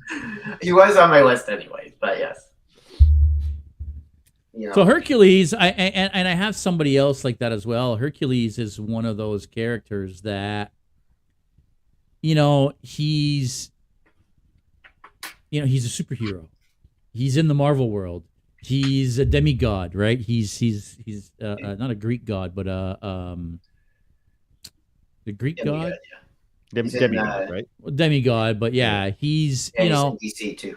And he's in DC, and you've got TV shows about Hercules. You've got Disney cartoons about Hercules. I mean, Hercules is one of those characters that has been. Sam, I will come over there. Sam, justice for Biff. And there will be consequences and repercussions. Thank you, Sam. I'll tell you guys, I'm going to start making justice for Biff merch. Biff Tannen, bud, from Back to the Future. Awful. Half-human son of Zeus, yes. He's a Greek demigod and transcends most of joy, all media. So, again, he's one of those characters where on my list, I had Thor. Because for me, I put Thor kind of on the same level as Hercules because, again, Thor is he's a Norse god, but he's also a Marvel character, and he's also, he's in different medias and different portrayals, and So for me, Thor and Hercules, although I know they're not the same character, kind of go hand in hand if we're going to put them on this list. But again, do they break top 10? Whew. That's a good question, my friend. That's a really good question. I don't know. I really don't know. Because then you can start really getting into the weeds with like Beowulf and Gilgamesh and that kind of thing. So it's hard when you get into. Wow, that's really good, guys. That's really good, man. That's really good. Yeah, I don't know. I'm the same at this point where it's like, I don't know where they fit on the list, but I don't think they're top 10. No. I don't know if it's even worth debating at this point. I don't think they're making the top 10. What do you guys think? Great continued Grammys test, says Erica Adam. Yeah, exactly. Yeah, I don't. If you're talking purely hero, then yes, you guys said all time. Yeah, oh no, for sure all time, but it still has to be like that level of relevance, right? Robbie's lagging on Instagram here. A little bit, yeah. He's got the wheel turning. Robbie, you probably can't hear us anymore because I know you're listening through us through Instagram. Yeah, we'll wait. Don't worry about it. My phone just died. Way to go, Robbie. Good job. Well, we may have to wrap this up if that's going to be the case. The first hero in comics was based on Hercules. Yeah, I mean, again, I don't disagree, and I think Hercules belongs in the discussion, and he probably belongs on the list somewhere. I just don't think he's a top 10. And it's still, you had the cartoon in the 90s, and he is being brought into the marvelous universe now. Yeah, but more to JS's point, if you're going to stump for Hercules, you kind of have to stump for Thor. And it's still, you had the cartoon in the 90s. Oh, what's going on here? We could hear herself on Robbie's phone here on the StreamYard. Yeah. Robbie's got data backup or phone backup. Photos by Benjamin Comic-Con to Sarah Connor. Yes, Sarah Connor is already on the list, although she has been bumped down to number 14 at this point. Eric Adams says, I'm making my own hashtag justice for Hercules shirt. Yep. We got Robbie back. He is actually on Alicia's phone. Thank you, Alicia. Yes, Alicia. I promised you a finger and I delivered. Yeah, well, I thought I was going to have a lot less other media. It's just Norse media and history and Marvel. Yeah. No, granted, but I mean, he does have his own comic now. He's in the MCU. Like it's. Yeah, I mean, they had a Thor. I'd be tempted to say that like JS is saying, like I could live with like a Hercules / Thor. Like I could. Yeah, they had a Thor on Stargate, for crying out loud. You know what I mean? Like they had. I mean, you go to any crafting market and you'll see little Mjolnir pendants and earrings, and and I'm not talking about the Marvel Mjolnir, but like the Thor's hammer, the classic Thor's hammer, right? Like it's. I don't know. I know they're different characters. Don't get me wrong, but I feel like those are those type of characters. I think go hand in hand. And like you said, there's Gilgamesh, and there's a lot of them for me. Right? Yeah, I would be comfortable putting them at 10. Yeah, over Ripley. I think so. Ripley Ripley is as iconic as Ripley is. Ripley is still sort of like a moment in time. Yeah. Whereas Thor and Hercules in particular have been stories that have been told literally for hundreds of years. That's true. and have bled their way through multiple forms of media and books and comics and TV shows and movies and everything else. So I think they're probably more relevant than Ripley at this point. As iconic as Ripley is and what Ripley became known for, I think so. Mm-hmm. Loving the list so far. Well, I'm glad we're getting some more love for this list than we were for our villains list. You fucking haters. Nice that you're all. Thor was in that great 80s movies, Adventures of Babysitting. Man, let me tell you something. Elizabeth Shue, I had the biggest crush on Elizabeth Shue from that movie. Oh my God. Yeah, like I was so in love with Elizabeth Shue. Oh, it was embarrassing how in love with that one I was. I think we could probably print. That's a wrap on this. You know, as much as I didn't think this was going to end this way, I don't have anybody else on my list unless anybody else has anybody good that they think can crack the top 10 to suggest. But I will tell you guys that the only characters I left on my list, which more have to do with my own fandom, which I don't think are cracking the list, is Green Lantern, The Flash, and Aquaman. Yeah, I mean, same. again, like, I love The Flash, but Neo, Deadpool, and G.I. Joe, and Mario, and Sonic, and all of those, but none of those are cracking the top 10. So Buffy, same way. Love Buffy. I don't think she cracks the top 10. Yeah. I mean, she probably would be. Yeah, no. Actually, for me, she'd be pretty low on the list at this point. Yeah. Aquaman, super cool. Not top 10. Yeah. I know. I just wanted Ripley out of the top 10 because I don't know who she is. Call me a hater. Fine, Victoria, you're a hater. Well, she is now out of the top 10. So a quick recap, Jeff?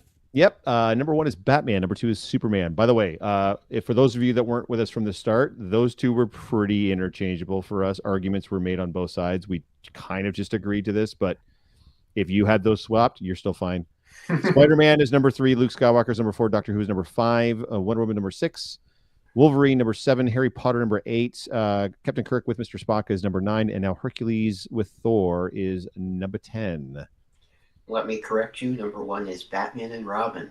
Oh, I'm sorry. Number 1 is Batman and the entire Bat family. No, that's fine. Hey, getting Robin at number 1. That's all I heard. I think that's pretty solid, boys. I'm not going to lie. I think that this seems to have angered less people than the villain list did. So then we're not doing our job. We didn't do our job. Yeah. Yeah. Then we're not doing our job. That's not why this looks like this. We're not trying to appease anybody. No. If we didn't anger people, we didn't do our job. Yeah. Exactly. Yeah. I mean, I heard stories about how last week Jeff shows up at a party and for the first hour of him being there, people are arguing over our list from last week's podcast. Oh, yes. I don't know that there would be as many arguments for this one. That being said, guys, not next week, but the following week, we're having a Halloween special podcast. I am taking over producer duties. That's right. Producer Jen is going to be on the show. We are going to be doing a top 10 horror movies. Or horror characters. I don't know. I'm still trying to figure if it's going to be characters or movie. Rob the bad guy, my buddy Rob's going to be on as well. So that should be an interesting show. I stormed over to JS. He literally did. He literally did. Good. Mission accomplished. Yeah. Rob literally showed up at my door like 10 minutes after the podcast ended. Hilarious. So, yeah, that was pretty funny. So guys, I think that's going to be it. Robbie, thanks for joining us, bud. It's always a pleasure. Sure. Absolutely. No problem. Anything you want to let people know? Anything you want to pitch? Any socials? This is your time to, sell yourself, bud. Yeah, the only thing I really got is my cosplay Instagram. So Grayson Grid Cosplay. Awesome. You guys know me. It's Messiah Complex Cosplay across all social media. I'm going to, again, the 29th of October, so the 29th of this month, if you were in the London area, we are going to be at the Pizza Hut in South London near White Oaks Mall. And we're going to be, it's going to be for charity. It's going to be for Crime Stoppers. So London Police, London Fire, OPP, and all the auxiliary are going to be there. I'm going to be there. Crazy Mike Cosplay is going to be there. Our friend Groot is going to be there. And I believe there's going to be some Paw Patrol characters there and such. So sounds going to be a lot of fun. It should be a good time. They're giving out prizes. They're handing out candy. They're having a lunch buffet. So it's a whole thing. So yeah, definitely come on out October 29th at Pizza Hut in South London on Wellington there. It should be fun. Yeah, that's all I have to pitch. What about you, JS? For me, listen, not much. I've got a bunch of video content filmed that I haven't had a chance to edit. Fortunately, we did kind of lose our student editor. She started a job as well as now being in college and having projects to do. So unfortunately, she's unable to help us out anymore. So, I'm back to editing. So I've got a bunch of video content coming out. Big wedding this weekend. Guys, if you didn't know, Jamie, Smoky Jam, getting married this weekend. So we're going to be up at the wedding. Halloween, the Saturday before, what day is that? Saturday before Halloween. 22nd? 29th. Yeah, the 29th. Yeah, so the same day I'm going to be doing the Pizza Hut thing. Yeah, so we're probably going to be doing our Predator thing at Deadly Grounds. I said it already last week. Sweet. And throughout the Curtis Oshawa area. Nice. But we're pretty much done with going out at this point. Now we're going to be mainly focusing on building and making videos and focusing on the podcast and content for the YouTube channel. By the way, guys, there was a bunch of people watching on the YouTube channel tonight, guys. Thank you so much. Yes, that's really, awesome. Really appreciate you guys coming over to the YouTube. You have no idea, the YouTube Instagram is great because we have a lot of interaction on Instagram, but it doesn't propagate our podcast. People don't know about our podcast by how many people are watching, but the more people that watch the podcast on YouTube and like the podcast, the more YouTube pushes it out to other people. So, thank you so much for the ones that took the time to go check it out. Please leave us a like. If you're not already subscribed, make sure you subscribe to the YouTube channel. I think that's going to be it for this week. Top 10 heroes of all time. Thanks for watching, everybody. Stay geeky. I guess we'll see you next week. Same with our friends on Instagram. Thanks, guys. It's late.